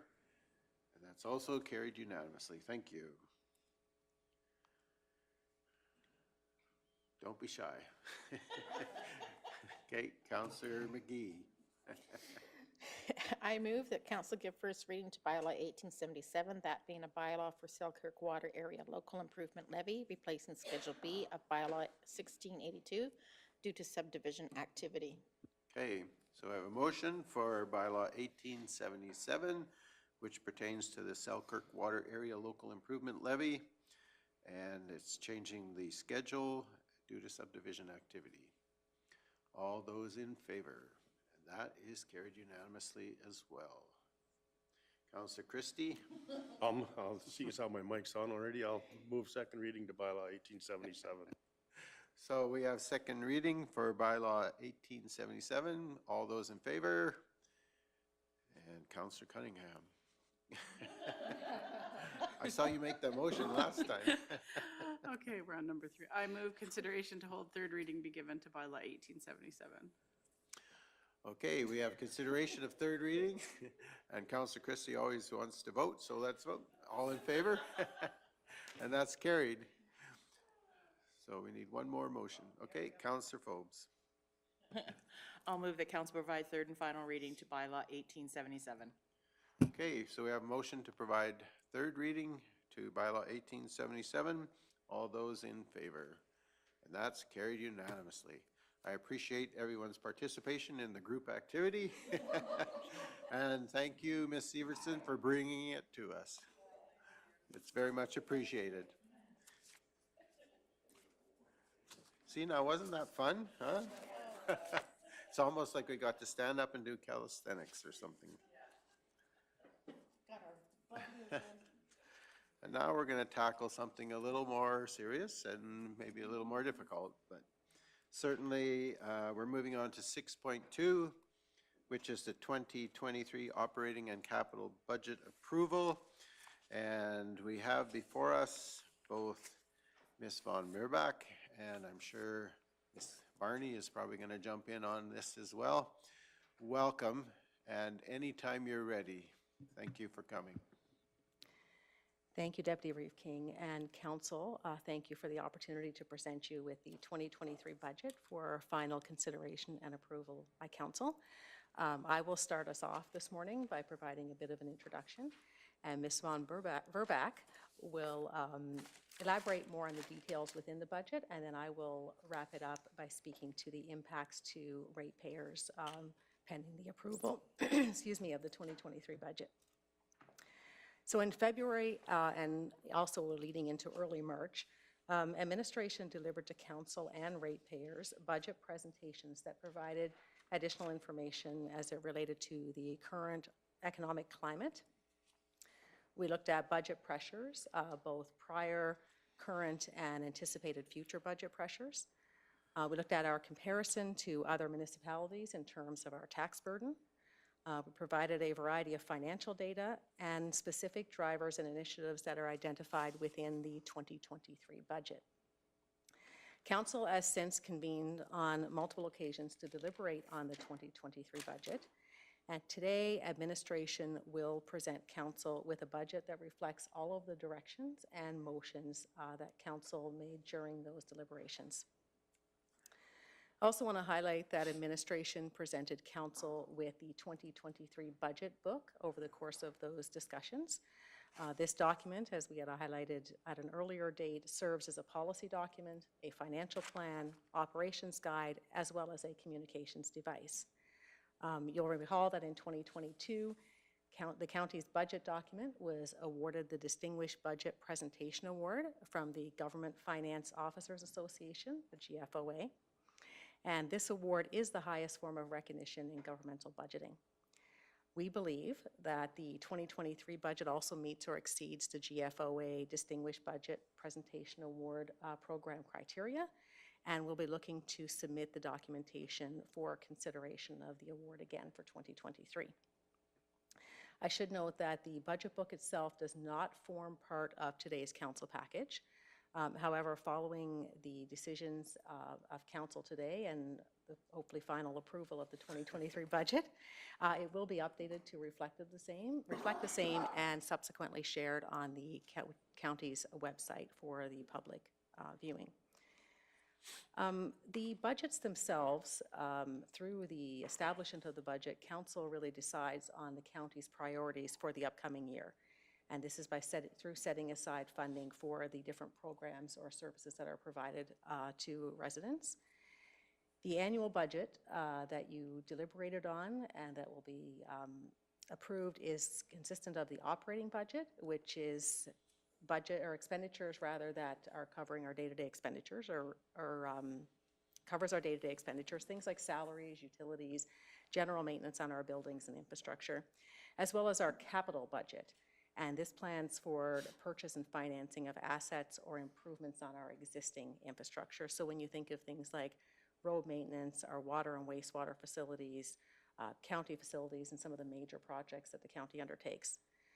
Once approved, that budget then determines the total amount of taxes that is to be levied on residents and businesses in the community for that budget year, and this one being the 2023 year. I'll now pass it over to Ms. Von Meerbach. She'll provide a more detailed overview of the budget guidelines that Council approved back in October of 2022 that served as a framework for the deliberations. She'll speak to some of the pressures that we faced historically and continue to feel the effects of today, as well as the current pressures that we see in 2023 and those that we anticipate going forward in future years. And she will provide us highlights of the 2023 capital and operational budgets, including any reserve transfers. So following her review, like I had alluded to earlier, I will once again speak to the impacts of the 2023 budget on ratepayers. Good morning, Council. Good morning. So just as sort of a basis of how the budget got developed, during the October 11th council meeting, administration presented council with a set of budget guidelines which council did adopt. Where the budget itself is sort of the guiding document for county operations, the budget guidelines provide us with principles with which to prepare the budget on.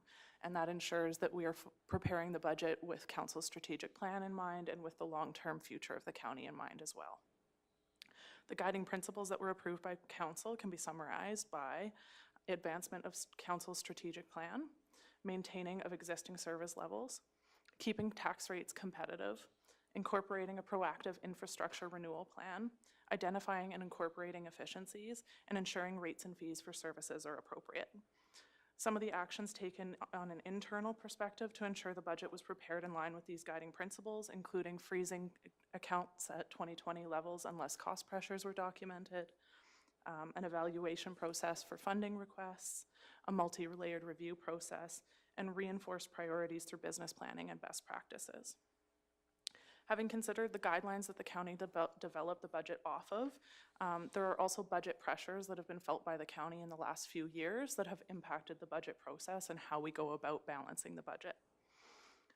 The last three budget cycles from 2020 to 2022 had significant pressures that were primarily related to provincial policy decisions. Those are both decreased revenues as well as increased expenditures. While the 2023 budget didn't see any real significant new budget pressures, those revenues and expenditures haven't returned back to 2019 levels. So there are things that we are still dealing with in terms of how to manage the budget and how to manage service levels at levels that were previously set before those decisions were made.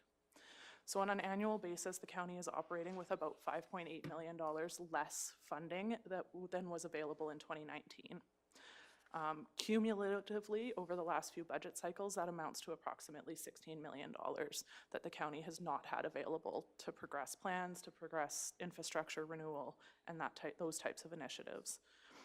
The report itself has a table that kind of outlines the specific budget pressures that have been felt by the county, and the budget book itself has a little further explanation as to what those pressures were and how they came to be. Having set the stage of how the budget was developed, I'm now going to speak to the appendices of this report. So the first one is Appendix A, which outlines the 2023 operating budget by function. There's a total of revenues and expenditures of $28,644,444.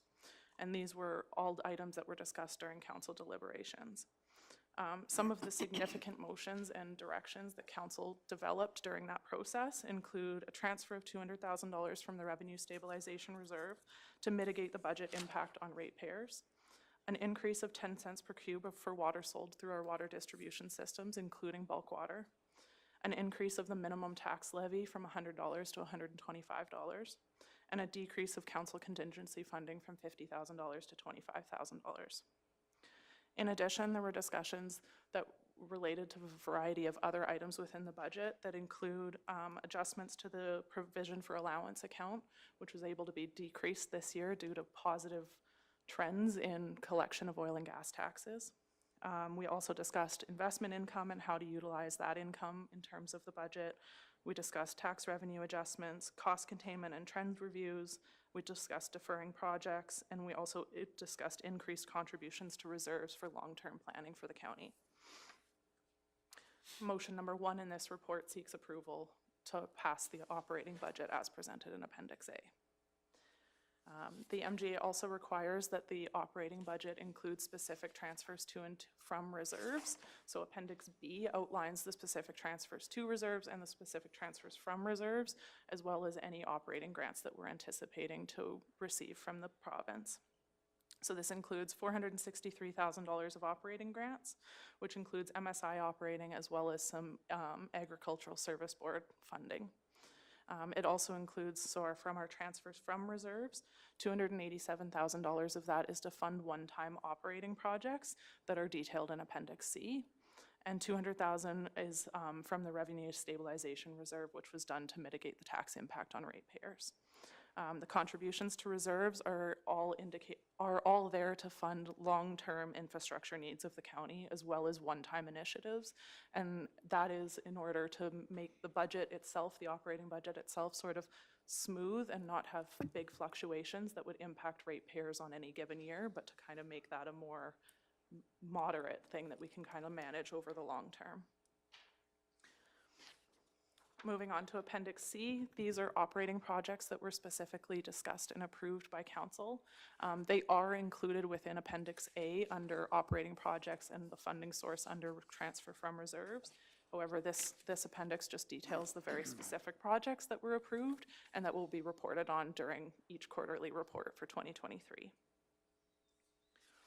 And then Appendix D outlines the capital budget, which again outlines the very specific things that have been discussed by council.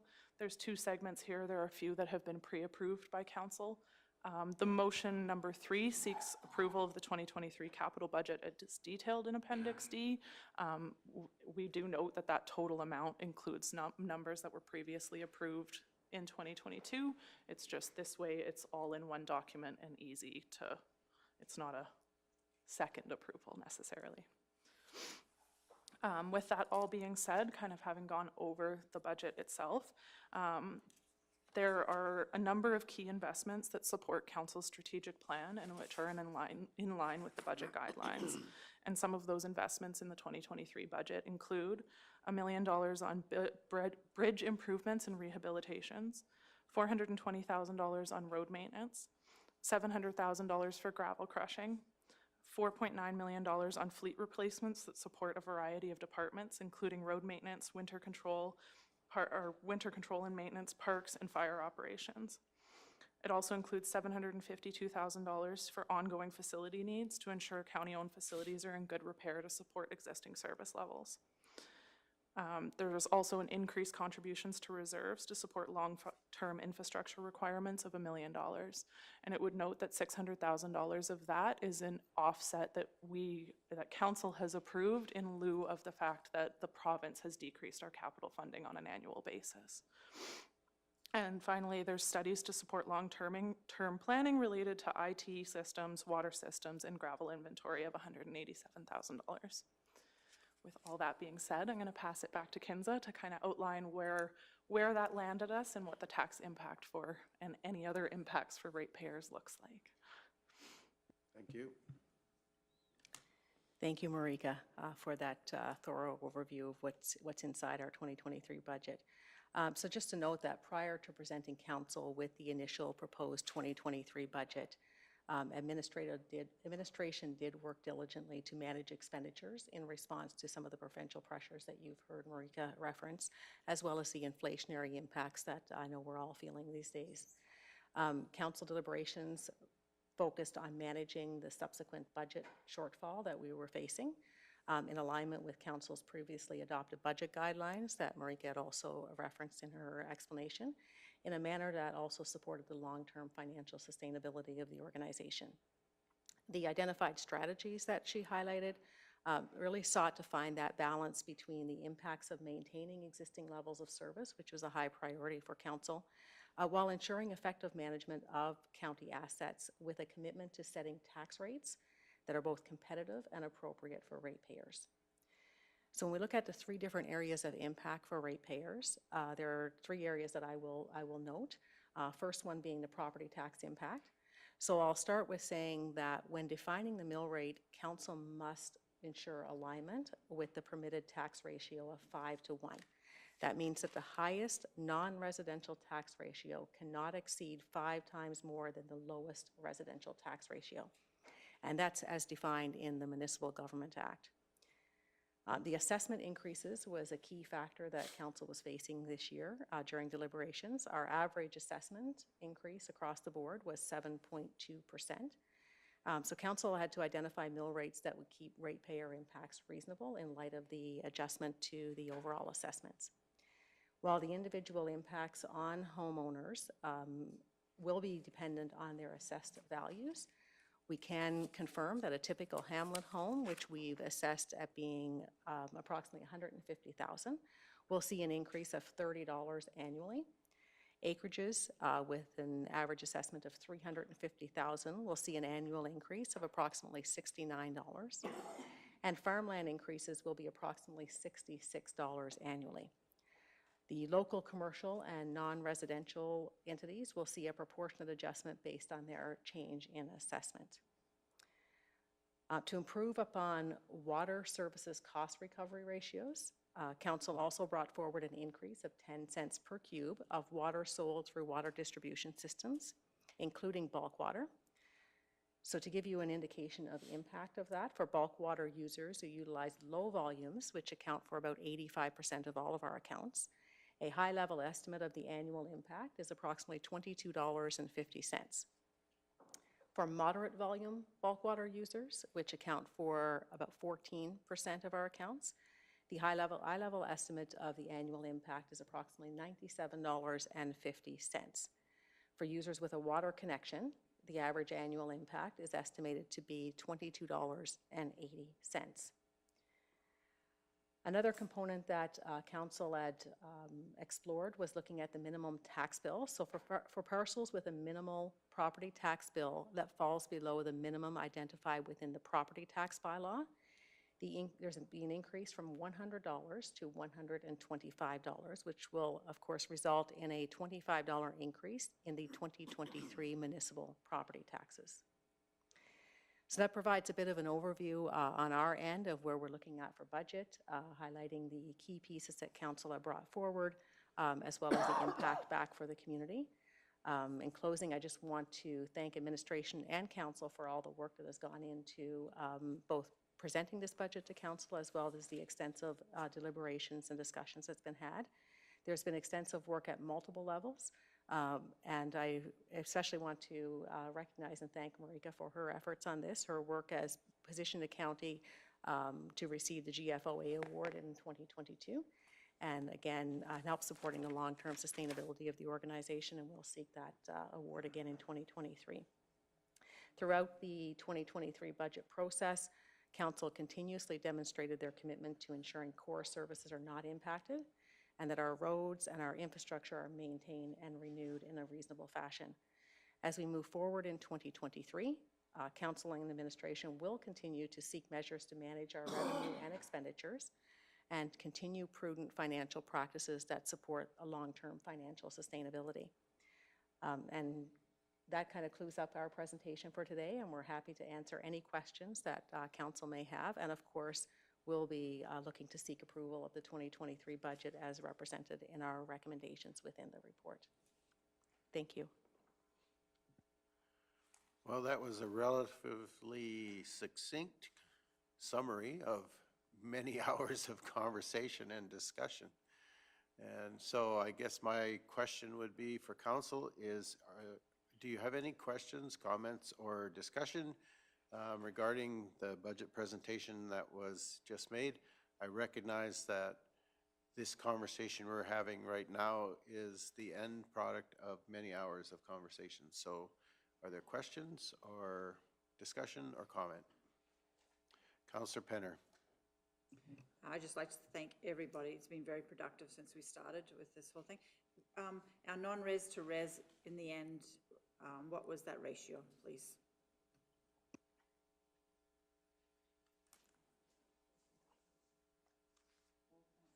.475 to 1, somewhere in there, I think it ended up. It's 4.75, that is correct.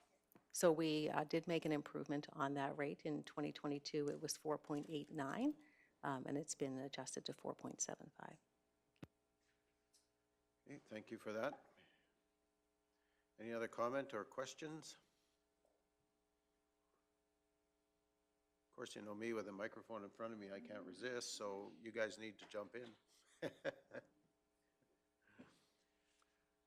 Any comment or other questions? Councillor McGee. I just wanted to reiterate that we all worked very, very hard at trying to make this a very reasonable budget and consequences to our residents to be as minimal as possible, and that a lot of those difficulties were not because of anything that has happened here in our county or as a council, but as the way that the world is working, as well as how the Alberta government has been working. And so again, thank you for everyone for the hard work, and I think we came up with a very good solution for our residents. Thank you for that.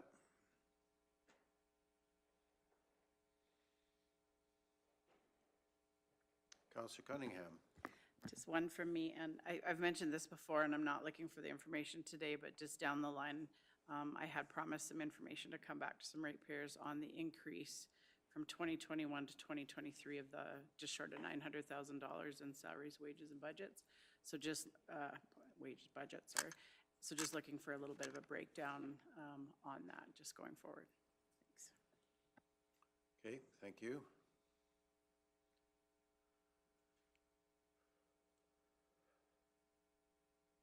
Any other comments or questions?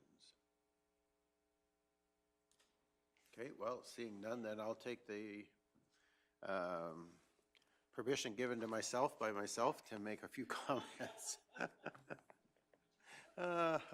Funny how that works, eh? You guys want Jerry here right now. And part of what I want to say is in recognition of the efforts made by our staff. And I just want everyone to know, like from the bottom end of our organization right up through senior leadership, everybody worked hard to bring this budget together. When as council we sent it back and said sharpen your pencils, they did. And so I just want to recognize staff for their efforts throughout our organization to make this budget come together. And I would be remiss if I didn't acknowledge the managers and the senior leadership team and the efforts that they made to assist us in forming this budget. And I don't want to leave Ms. Von Meerbach or Ms. Barney out of this either. And so your team and the efforts that they've made are appreciated by this council. And we are grateful for those efforts. So thank you. I also wanted to just kind of walk through some of those key principles that we had in our budget. And one of the things we said to you at the beginning of all this, we want to maintain our service levels, and we have done that. And we've done that in a way that hasn't seen huge increases across the board, so that's appreciated as well. We said keep tax rates competitive, and between council deliberations around using reserves and being fortunate in seeing assessment increases, which allowed for potential large increases in revenue through that assessment change, we moderated that and we reduced particularly our residential tax rate, the mill rate, so that the tax load didn't reflect the total assessment change. So I think we've made an effort to keep that. We've worked hard to look at that residential, non-residential rate and have made positive steps forward there as well. And so I think we need to acknowledge that. We talked about incorporating proactive infrastructure renewal. And if you look at the key investments that we're making in bridges, in road maintenance, in gravel, in equipment replacement, contributions to maintaining our facilities, you look at contributions to reserves to help maintain our infrastructure. And then you look at the studies that we're doing to help facilitate improved management processes throughout the county and have a look at what we're doing. I think we've done that. We've been proactive and we're looking at that renewal throughout our organization. We asked to identify and look for efficiencies and incorporate those into our budget, and I think that's been done, I think, really well. Everyone has looked at and refined both their own departmental side of things, but in terms of our management processes and how we look at things, I think we've done a good job, and I have to acknowledge staff's effort in that area, so thank you. Then also I wanted to note that the other thing we had asked about was to ensure our rates and fees for services are appropriate. And that's a much bigger discussion than just what we've done in this conversation, and we're going to have to look at some of those rate reviews and what portion of services we expect to be full cost recovery and all of those kind of things. But I think that the discussion we had in this budget conversation reflected both council's commitment to that and our organization's commitment to that, while maintaining the service levels within our organization. So I think we need to say that that's what has happened. And I think we've looked at not only public good, but we've looked at what's needed within the organization. And so I want to acknowledge that as well. I appreciate some of the funding that's gone toward things like, for instance, and I'm going to be kind of divisional in my comment here, the Huxley wastewater review and other studies that we're doing in terms of our road structure and infrastructure to be able to say going forward, these are kind of things that we need to do. And so the commitment of funds to that is so important in terms of planning long term within this organization. So I do want to acknowledge those efforts as well. And then I also want to just repeat and re-recognize the fact that provincial government decisions and policies that they've put in place have really impacted us as a county. And so when we look at lost oil and gas revenues, we look at lost provincial grant revenues, we look at changes in infrastructure funding, we look at increased policing costs, all of that changes our revenue picture substantially. And as you said earlier, for this year, that lost revenue would amount to about $5.8 million. And so through this process, we've accounted for and found ways to cover off that lost revenue without having to go to a major tax increase. And so, again, I think I have to say thank you to council and thank you to our staff and managers throughout the organization for the efforts made. So it is appreciated. And from me as the Deputy Reeve and from us as a council as a whole, I think it's very appropriate that we say thank you. And so thank you for your efforts. Any other comments or questions? Councillor Christie. I only missed 2 meetings, but holy cow. So 2 comments that I want to make is that ratio is very important to me to show some improvement every year, so I appreciate that was done. The other part is the levy on farmland is higher than I thought it would be, but I appreciate that because our demand is higher for our agricultural transportation. We got to pay our share, so I appreciate both items very much. And anything I've seen looks very, very good, so thank you. Thank you. Any other comments? Councillor McGee. I just see in the follow-up actions, and you have made reference to it already, that we will have the budget book available for us, and I want to just make reference to that. That is an extremely great tool. I appreciate the very clear way that this has been presented so that we can see how it goes back to the strategic plan. There is lots of excellent information. I encourage anyone who wants to have a better understanding of why we made the decisions we made. This book would bring lots of information for you for that, and I encourage our residents to take a look at it once it's posted. And to be honest, I will continue to use it through the years. So thank you for the work of putting that excellent piece of information together. Good comment. You forgot to mention that all councillors are ready and willing to have a conversation around budget with our ratepayers and people who are concerned about the direction. I think it's important that we be communicating to our residents why we're going in the directions that we're going and the hard decisions that have to be made, and to know that it's not easy to sit and try to make the decisions that had to be made. So I don't think we ever need to be afraid or apologize for the decisions that have been made here regarding this budget. I really don't. So, any other comment or questions?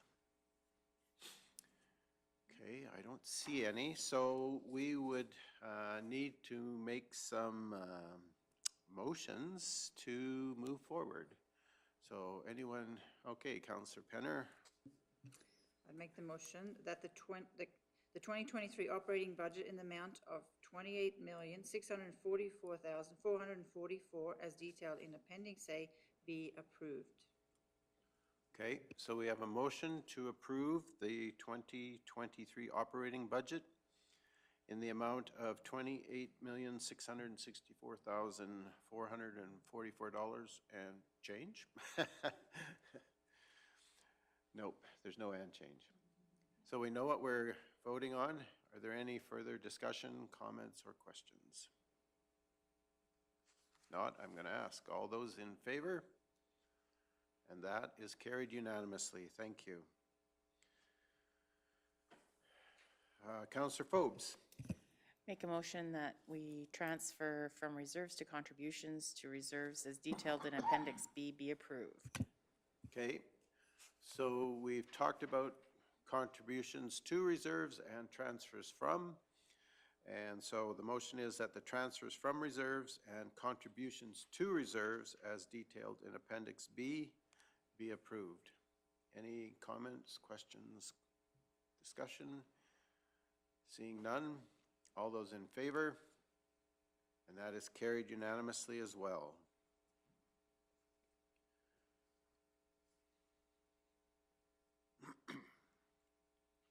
Councillor McGee. I'd like to move that the 2023 capital budget and funding sources in the amount of $10,490,853 as detailed in Appendix C be approved. Okay, so we have a motion that the 2023 capital budget and the funding sources in the amount of $10,490,853 as detailed in Appendix C be approved. Any questions, discussion? Seeing none, all those in favor? That is also carried unanimously.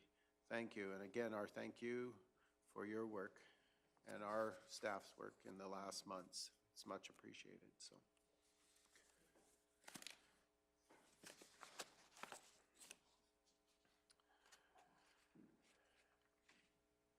All right, we now are moving on to one of our favorite new portions of a council meeting, which is Bylaw 1875, the repeal of obsolete bylaws.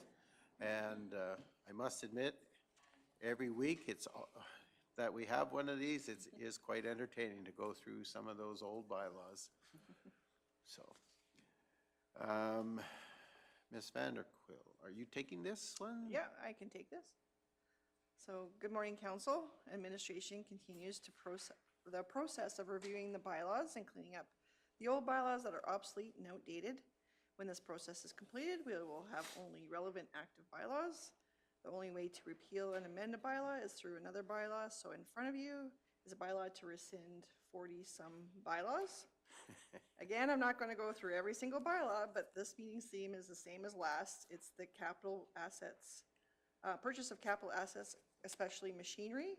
Before 1968, the Municipal Government Act, Section 219, required municipalities to create a bylaw for each piece of machinery that was used for the construction, repair, or maintenance of any road, bridge, or public work within the municipality, as long as the expenditure was over $200. So if council wishes, the next step for council is to provide 3 readings to this bylaw, unless there are any questions. Are there any questions or comments? I get a kick out of the language that's used in some of the bylaws.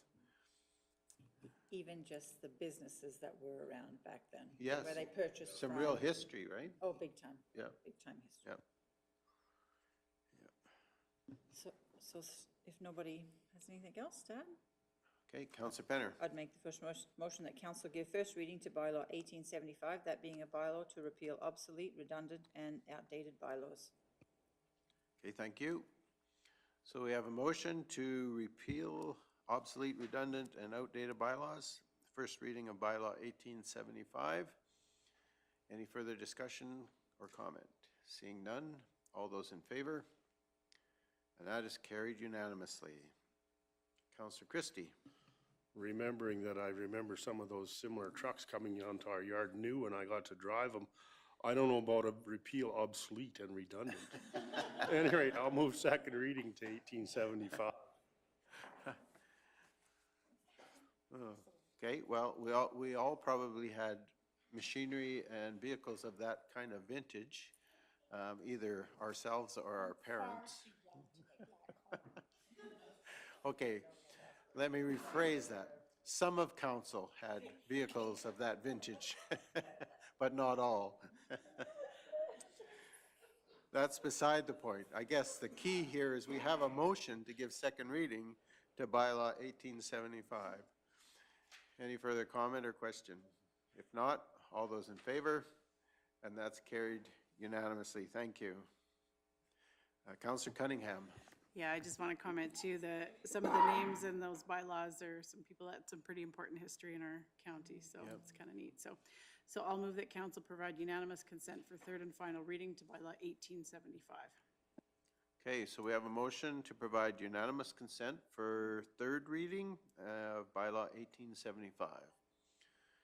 And all those in favor? And that's carried unanimously. Thank you. Councillor Forbes. That council provide third reading to bylaw 1875. All right, we have a motion to provide third reading to bylaw 1875. All those in favor? And that is also carried unanimously. And our thanks to you, Ms. Vanderquill, for bringing them forward and for the history lesson and for the entertainment that they provide. All right, the next bylaw item on our agenda is 7.2, which is bylaw 1879, which is Council Code of Conduct.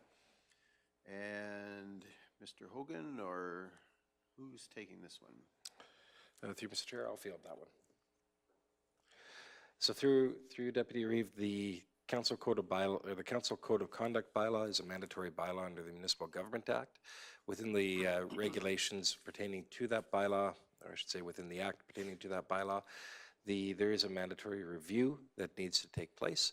That's the process that we're in right now, or that we're coming up on the end of.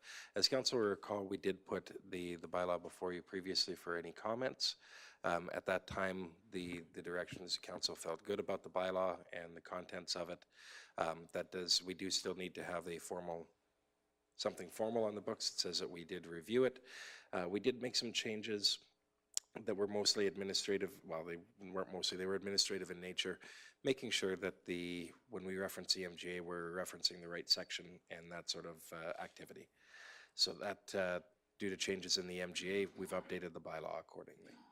With that, what's in front of you today is the recommendation that you approve the Code of Conduct bylaw. If there are changes that council is wishing to be made, then the normal process of either we can table it and make those changes, or not give all three readings and amend it accordingly as we go forward. Okay, thank you for that. Are there any questions or comment, any discussion around the Councillor Code of Conduct bylaw? And I know we've seen this before, and we did have a bit of a conversation around it. So, but here's your opportunity before we either give first reading and ask for changes, or we give all three readings and approve it as it is. Councillor Cunningham. Just one question. In terms, I think it's 5.25, where the county will post all councillor expenditures and everything on the website. I'm just not sure where the responsibility of the councillor versus administration lies, because I don't really know if we can be held accountable to that, because it's kind of out of our control, if that makes sense. Okay. Mr. Hogan, do you want to respond to that? My understanding would be that would be the counties, because it says Kneehill County will post, as opposed to the councillors will be responsible for that. That's in 5.2.5, right? So, Mr. Hogan, comment? I think the comment from Councillor Cunningham is intended to say that there's making sure they end up on the website is not really something that a councillor can be held accountable to, because you're not the ones actually performing that function. Right, so there is a question there that's an internal process that administration looks after on your behalf. So there could be something there that if council wants to look at rewarding that, there might be something in terms of we can only post them once we receive them. I know the current council is good about that. That hasn't always been the case in the past when we haven't received them regularly, so there might be some tie-in there. But I think Councillor Cunningham's comment that council, it's very difficult. It would be very difficult on that one because you're not physically the ones that are uploading them to the site. I guess the only other comment I would add to that is it is somewhat incumbent on us to get our expenses in on time. and to recognize that although we have a goal of 30 days, that that's not necessarily always attained, and also to recognize that we had a little bit of a hiccup maybe at the start of this council's term, just in terms of getting those up there. The intent is that they will be there and that they will be available to the ratepayers and others who wish to view those. So. Any other questions or comments? Good question and good clarification, I think.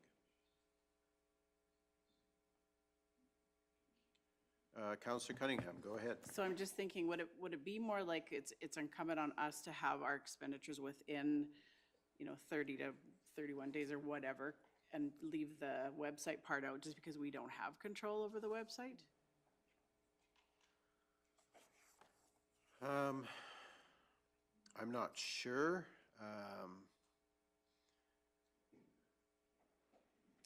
Again, I guess I would look to administration. Oh, okay, Councillor McGee, go ahead. I think if we just reword number 5 by saying, councillors are aware that Kneehill County will be posting expenditures. Because that's the point of having it there, is just to make sure that we're informed, that we know that that will all go online, is it not?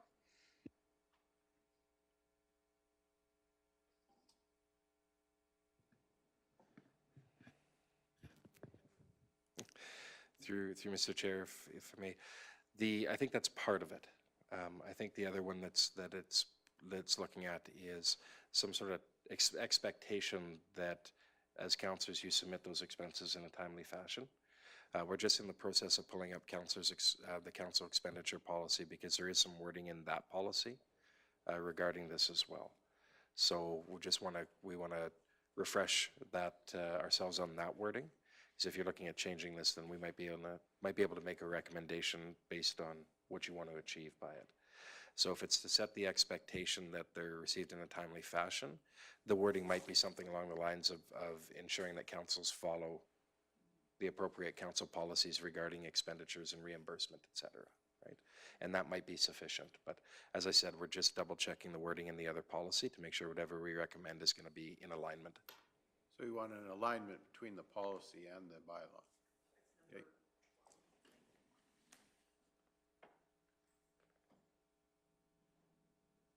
So we'll wait for that clarification.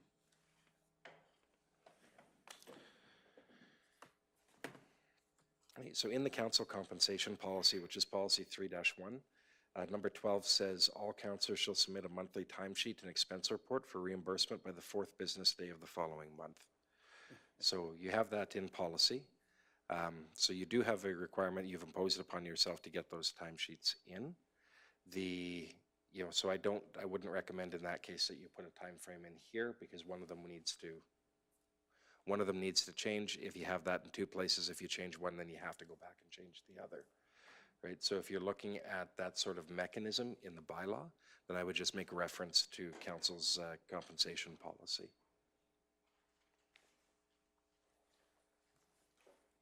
And we certainly don't need to acknowledge that we'll get a reminder email from when we fail in our obligation to do that within the first 4 days, which we appreciate, by the way. So are we okay with it as it is, with the understanding that we are not personally responsible to post those, but we are responsible to have our expense sheet and timesheet in a timely way, so that the county can fulfill the obligation of posting those so they're available? Councillor Cunningham. So just to clarify, I'm not trying to split hairs with this, so I just want to make sure that so we are not in contravention of our councillor code of conduct if Kneehill County does not have them on the website within that 30 days. No. Correct. Correct? Okay, thank you. We are in conflict with our own policy if we don't have our timesheets in within the 4 days, which might impact how fast they get onto the website as well. So, and there's always going to be administrative and technical glitches in whatever we do, but the intent is that we will submit our timesheets and expense forms, and that the county will make those available for public view and acknowledgement. Any other questions? Oh, go ahead, Mr. Hogan. Through you, Deputy Reeve, if it meets council's desire in looking at this, you could reword that to be something along the lines of councillors understand that councillor expenditures, per diems, and/or any and all other expenses incurred will be posted on the county website. And then it's just a confirmation of your understanding that's going to happen.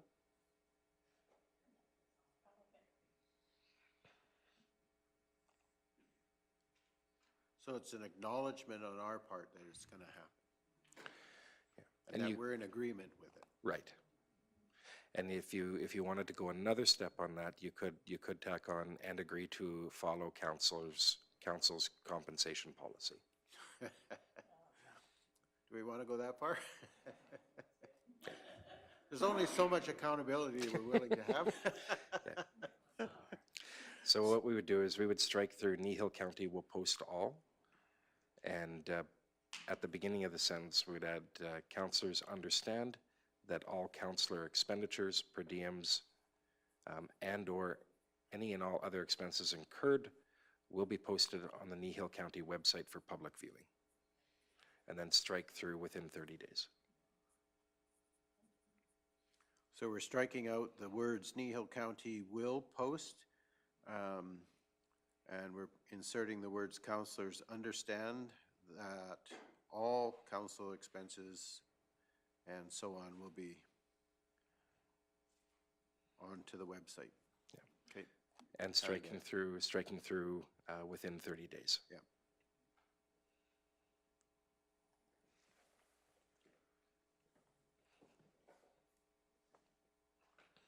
Okay. So what would be the recommendation, that we give first reading and then wait for it to come back as amended, or just accept the amendment and then go forward? Yeah. If you're good with the amendment, then I would suggest that the recommended motion would alter slightly to be that council, I'm just scrolling up to it here, so the council give first reading to bylaw 1879, that being a bylaw to establish a code of conduct for members of council of Kneehill County as amended. Okay. And then if that passes, then the bylaw would have been or the proposed bylaw would have been amended, and the following motions can be done as are. Okay. Okay, so we're clear. Councillor Penner. Sure. I'll make that motion that council give first reading to bylaw 1879, that being a bylaw to establish a code of conduct for members of council of Kneehill County as amended. Okay. So we have a motion to give first reading to bylaw 1879, that being a bylaw to establish a code of conduct for members of council of Kneehill County as amended. Any further discussion, clarification? Okay, seeing none, I'll ask the question. All those in favor? And that's carried unanimously. Thank you. Councillor Christie. I'll move second reading to bylaw 1879. Okay. So we now have a motion to give second reading to bylaw 1879. All those in favor? And that is carried unanimously as well. Thank you. Councillor McGee. I move that council provide unanimous consent for third and final reading to bylaw 1879. Okay. So we have a motion to provide unanimous consent for third and final reading to bylaw 1879. All those in favor? And that is carried unanimously. Thank you. One more. Councillor Cunningham. I'll move that council provide third reading to bylaw 1879. Okay, so we have a motion to provide third reading to bylaw 1879. All those in favor?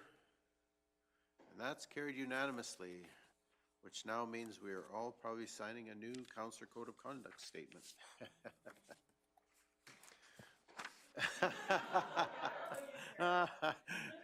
Which are on hand and ready for your signature. So maybe we'll do that during our lunch break. I think I'm going to recess us now for lunch. It's 12:08, and I heard them arrive with that. So we will recess till, is 1 o'clock okay with everybody? So we're in recess till 1, and thank you for your attention.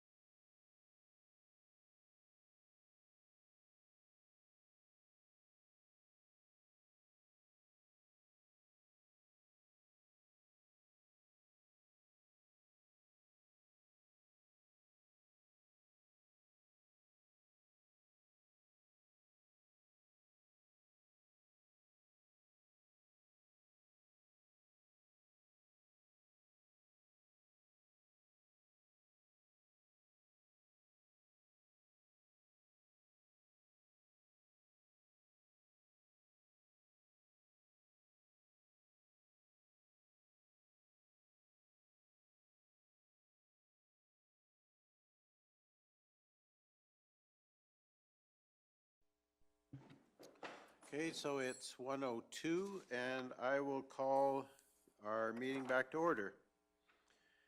We are at 7.3, Village of Carbon Library.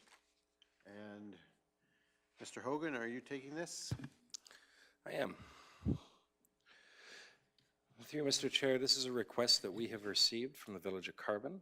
At its core, what they're asking for is that the county consider providing funding to the Village of Carbon Library, or to the Carbon Library. With this request, administration has some concerns, and they're not to do with the library itself. They're not to do with the libraries in general. We do think libraries are important and to the communities. Our concern lies in the fact that we have several libraries in the county, so any funding decision we make for one would likely be replicated across several of them. So that our concern is from that financial standpoint. But beyond that, ultimately, it'll be council's decision as to whether you choose to provide funding or not. The request that has come forward, or shouldn't say that, indirectly, the county does provide some funding to libraries. So as council is aware, the county is a member of Marigold Library System. Marigold Library System does provide funding and support to community libraries, of which the Carbon Library is a member. So with that, currently, we pay our per capita rate to Marigold. We do not directly fund any libraries within the county. So this would be a change of course from that, should council choose to go that direction. Okay, thank you for that. Questions, comments, discussion? Councillor Penner. Libraries are a valuable part of our community, and I'm all for them. We do give a per cap, so to me, it's not that I don't want to support the library, but we're already supporting them. And also at our RMA, it was announced that I believe it was 30% increase to libraries this year. So I'm hoping that that trickles down to these little ones and not just goes to the mother boards, that the little community libraries see that benefit of that 30% announcement. Okay, thank you. Any other comments, questions? Councillor McGee. Well, as someone who sits on Marigold board, that is supposed to be the intent of us being there, is we are supporting the libraries. We're paying substantially. We didn't like how our fees were increased the last time. And I just think it's a misunderstanding of how the process works. There's different ways of fundraising that they do, and I commend them on that, the Carbon Library. But unfortunately, our contribution to their library is through the Marigold stream, and it's been done. Okay, thank you for that. Any other contributions? Councillor Christie. I know I've been approached by the library in Trochu looking for funding, and when you explain that we're already funding them more than they fund themselves, then they say, oh, well, okay, thank you, and away they go. Okay, thank you.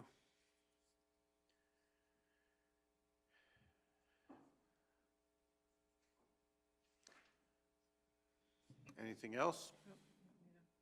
Councillor Penner.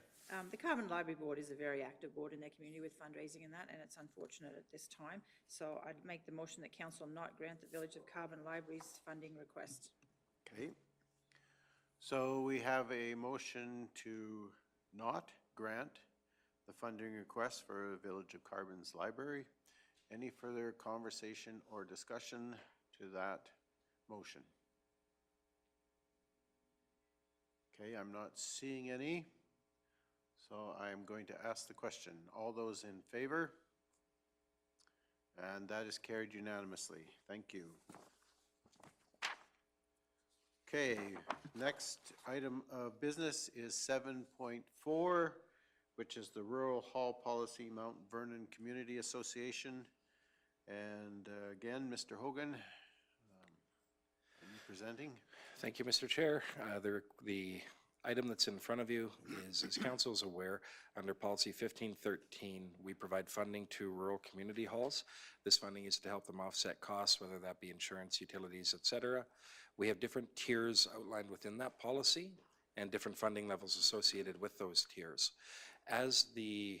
Depending on the amount of events that a hall, or depending on how many events a hall has in a year, impacts which tier that they're on. And halls that are more utilized are at a higher tier and receive more funding.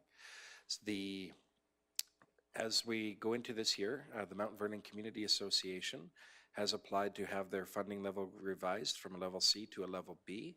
So that would, based on the number of events they're holding, so that would actually move up the funding they're eligible for by, I believe, about $1,200. If administration doesn't see a concern with the request, if they're holding the events, the budget itself is, we can absorb that, the $1,200 difference within the grand scheme of the budget, so that doesn't present a barrier that way. Under the policy, any changes from one level to another or to move up at least, do require council's approval. And that today is why this item is in front of you, and we're recommending that council grant that approval. Okay, so the request came because their event numbers are high enough to justify the level B, and so they're asking that we just increase their funding based on those events that they're having. That's correct. Okay. And I'm assuming that this will be effective in the 2023 budget year? We can absorb it in this current year, yes. Okay. Right. So any other questions, discussion, comment? Councillor Cunningham. If there's no questions, I move that council increase the Mount Vernon Community Association from a level C to a level B with respect to policy 15-13, rural community halls funding allocations for the 2023 budget year. Okay, good. Any other comments? Go ahead, Just a Councillor comment. Cunningham. It's just awesome to see these facilities maintained and local group, and there's a lot of history in a lot of these little buildings, and so I commend the Mount Vernon board for what they've done to this little hall, and I'm very happy to support what Councillor Cunningham's motion. Okay, it's, I agree, it's nice to see that these community halls are going forward and active, especially after all the COVID years where virtually nothing was happening in our community, so it's good to see this. So. Any other comments? We do have a motion in front of us to increase Mount Vernon Community Association from a level C to a level B with respect to our policy 15-13, rural community halls funding allocations. So, and that would be effective this budget year. If there's no other discussion, I'm going to ask the question. All those in favor? And that is carried unanimous. Thank you. All right. We don't have any delegation or public hearing business. So we're on to council and committee reports. So I think I added the majority of additions, contributions to that area. So I'll start with 9.1 FCSS, and just to, we had our regular meeting the evening after Shelley was here to receive the Queen's Platinum Jubilee Medal. And I have to admit, she was still a little bit flustered and flying high that night. And she really expresses her appreciation for that recognition. And beyond that, the business of FCSS is going forward. We are waiting to hear from the province as far as their increased FCSS funding grants and how that's going to impact us. But at this point, we're going forward with the assumption that until we hear something different, we're going to operate based on what we already know. So that's where we are there. Trochu Housing 9.2.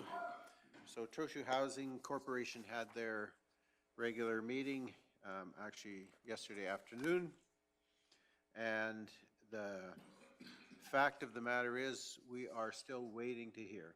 So the $9 million plus grant application that's in front of AHS is still awaiting an answer. And all the other funding that would be requested through Alberta Seniors and then through CMHC, those will not go forward until we know what's happening with AHS. So that's kind of where it's sitting. All the other things that have to happen in order for that project to go forward are really dependent on that grant application announcement. And so we are just basically in a holding pattern currently and waiting. Councillor Christie, you were there with me. Anything else you'd like to add?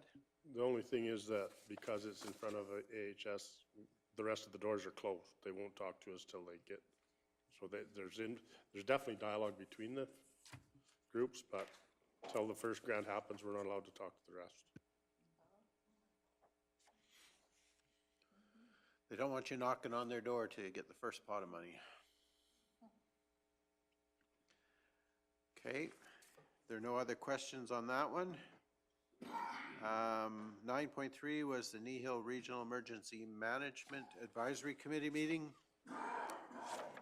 And really, more than anything else, the only thing I wanted to point out from that is that I think that committee is working well together. The meeting was brief and to the point. Good information was presented, and at the end of it all, it turns out that they again appointed Kneehill County to the Regional Emergency Coordinator position as previously. So that means our employee, Ms. Grossfield, will be that person for this current year. So just again for your awareness, I think that advisory committee and partnership that's there seems to be working well at this point in time. So, all right, that's 9.3. So 9.4, RMA Convention. Okay, I can start it off. I'm sure everybody would like Councillor to Penner, add something. Earlier last week, we attended the 2023 RMA, the Rural Municipalities of Alberta Conference in Edmonton. There definitely was a theme, and it was renewables. And there's a lot of municipalities in the same boat as us and just as frustrated as us. The biggest concern is the end of life with the renewable projects. So, and I'll let the rest of you, I could go on and on, but I will. Okay, Councillor Probst. I would like to chime in with the RCMP have a division where Carrie Shima does Alberta ICE up north. It's about the internet child exploitation in Alberta. It's a real thing that children are at risk and the internet doesn't have borders. So they do give supports in forensic support, investigative guidance, and judicial authorization. The perpetrators disguise themselves as a peer age friend. There are some sites that most parents should be aware of. Omegle is one of them, Roblox, and Kik. So if your child gets caught in one of these and you're not aware of it, they exploit the boys for gift cards and the girls for more photos. This is a very alarming thing that I'm not sure a lot of parents are aware of. So if you are listening out there, please check the apps that your children are on, because you're the first line of defense to protecting who they are. Mm-hmm. Thank you for that. Any other comments by anyone? Councillor Cunningham. So, yeah, so thanks, Councillor Penner, for mentioning that. Renewables on prime farmland definitely was the top theme at the convention for sure. So just wanted to reiterate just the thanks for the opportunity to go to the conference. Amazing. And thanks to my fellow council members for allowing my persistent request to meet with the Minister of Municipal Affairs, Rebecca Schultz, and thanks to Deputy Reeve King for leading the charge in the meetings with Minister Schultz and Minister Dreeshen as well. And I just wanted to thank Speaker of the House Nathan Cooper, Minister Todd Lowen, and my friend Sarah for facilitating an evening tour for some of us at the legislature. That was amazing. And it was wonderful to connect with other municipalities and have the opportunity to hear from some of the ministers and especially Premier Smith. So thanks for that. That's great. Very good. Did we ever answer the question about adult supervision and whether it was required or not? Oh, Ms. Barney was along, and so she was the adult supervision? Okay.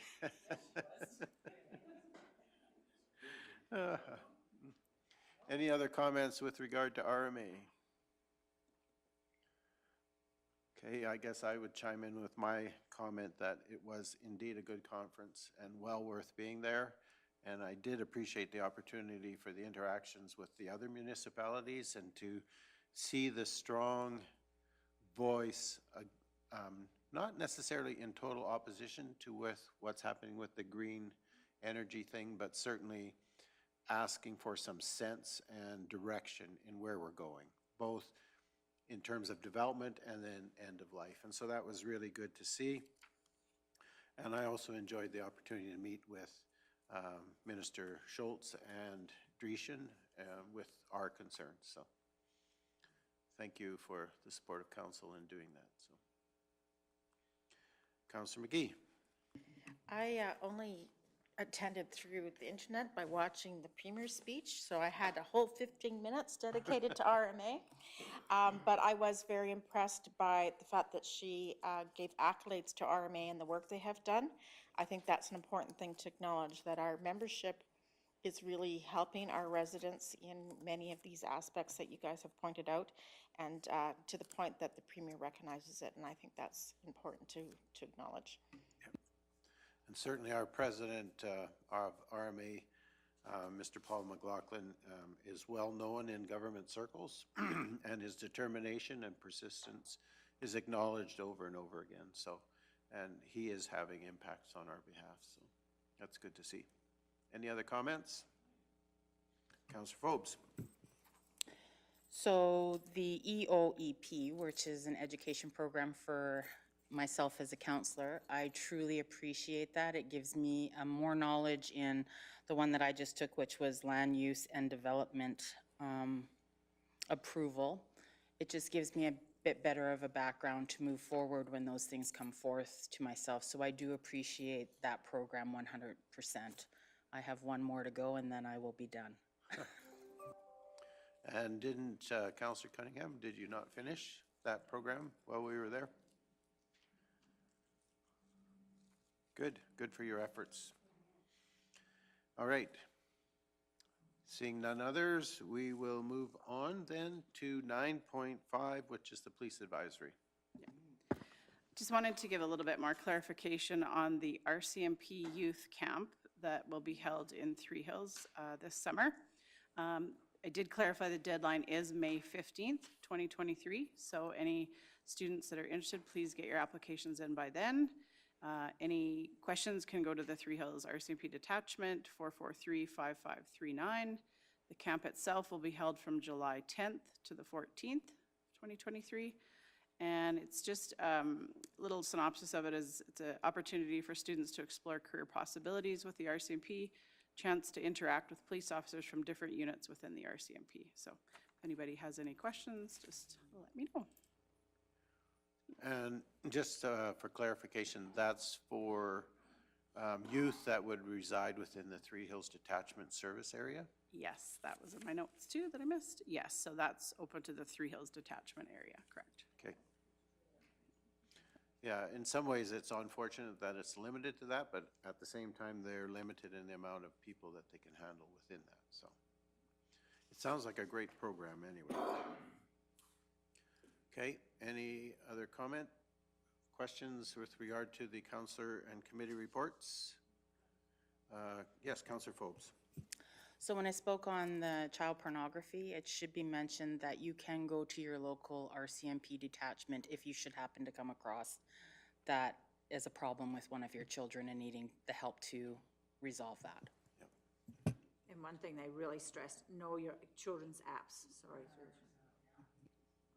Yeah, I think that was probably the one point they pounded and pounded and pounded on was you really need to be aware of what your children are doing in their apps and that one of the things that caught my interest is, and I don't remember where I heard the comment, but it might have been on the floor when we were asking questions about some of the videos and children's programming that's out there and how you have to be very careful to monitor what's happening there too, so. All right, so would someone care then to move the council and committee reports for information as presented? Okay, thank you, Councillor McGee. So I have a motion to receive the council and committee reports for information as presented by Councillor McGee. And that would be one motion up from where we are. So all those in favor? That's carried unanimous. Thank you. So then we're on to council follow-up action list, which is item 10.0.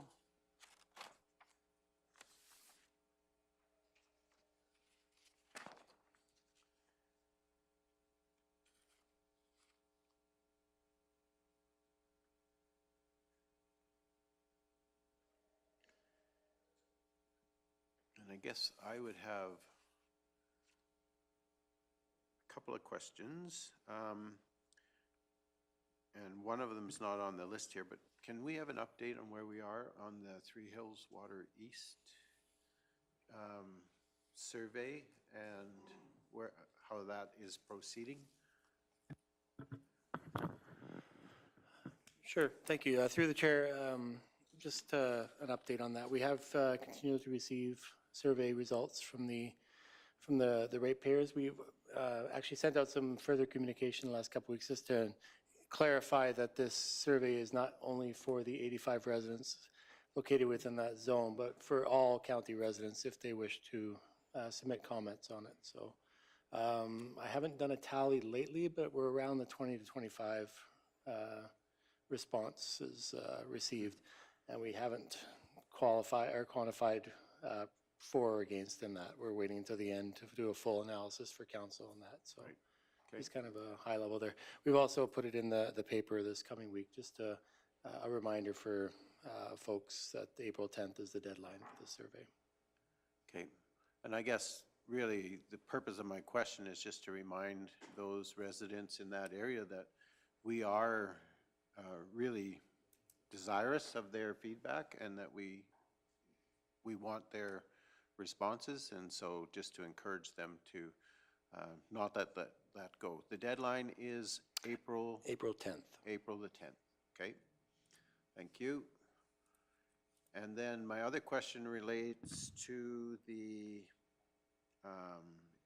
municipal development plan review and just inquiring about, are we getting people who are stating interest in joining us? So we are getting some. Are they within a given area, or are they spread out in terms of the different focuses? Okay, good. So we are getting responses from the different areas that we asked for. Good, good. Go ahead, Councillor Cunningham. Can you remind me what the deadline is for that? April 6th, thank you. Okay, are there any other questions on the council action list?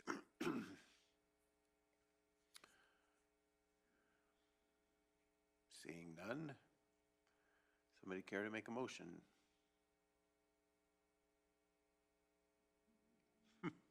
Councillor Forbes, thank you. So the motion is to receive for information, the council follow-up action list as presented. All those in favor? And that is also carried unanimously. Thank you. All right, we have one item left on our agenda, and it's a closed session item, and it's under advice from officials, section 24. So would someone care to move us into closed session? Councillor Cunningham. So the motion is made by Councillor Cunningham to move us into closed session Is it local public body confidences, section 23, or is it advice from officials, section 24? Okay, we're going to go with advice from officials, section 24. All those in favor? And that's carried unanimously. Thank you.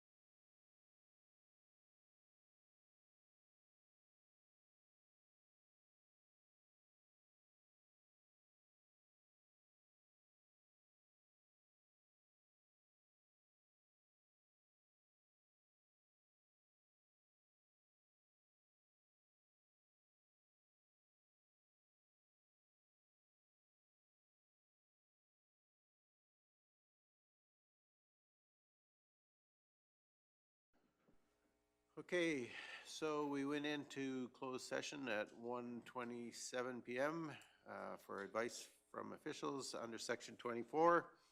We returned to open session at 2:08 PM.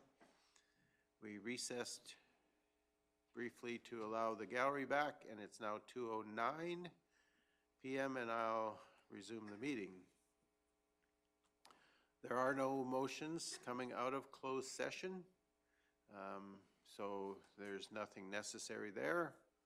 And we're now at the end of our agenda. Is there anything else we need to do before I make this last motion? And so I'm going to adjourn the meeting at 12:09 PM.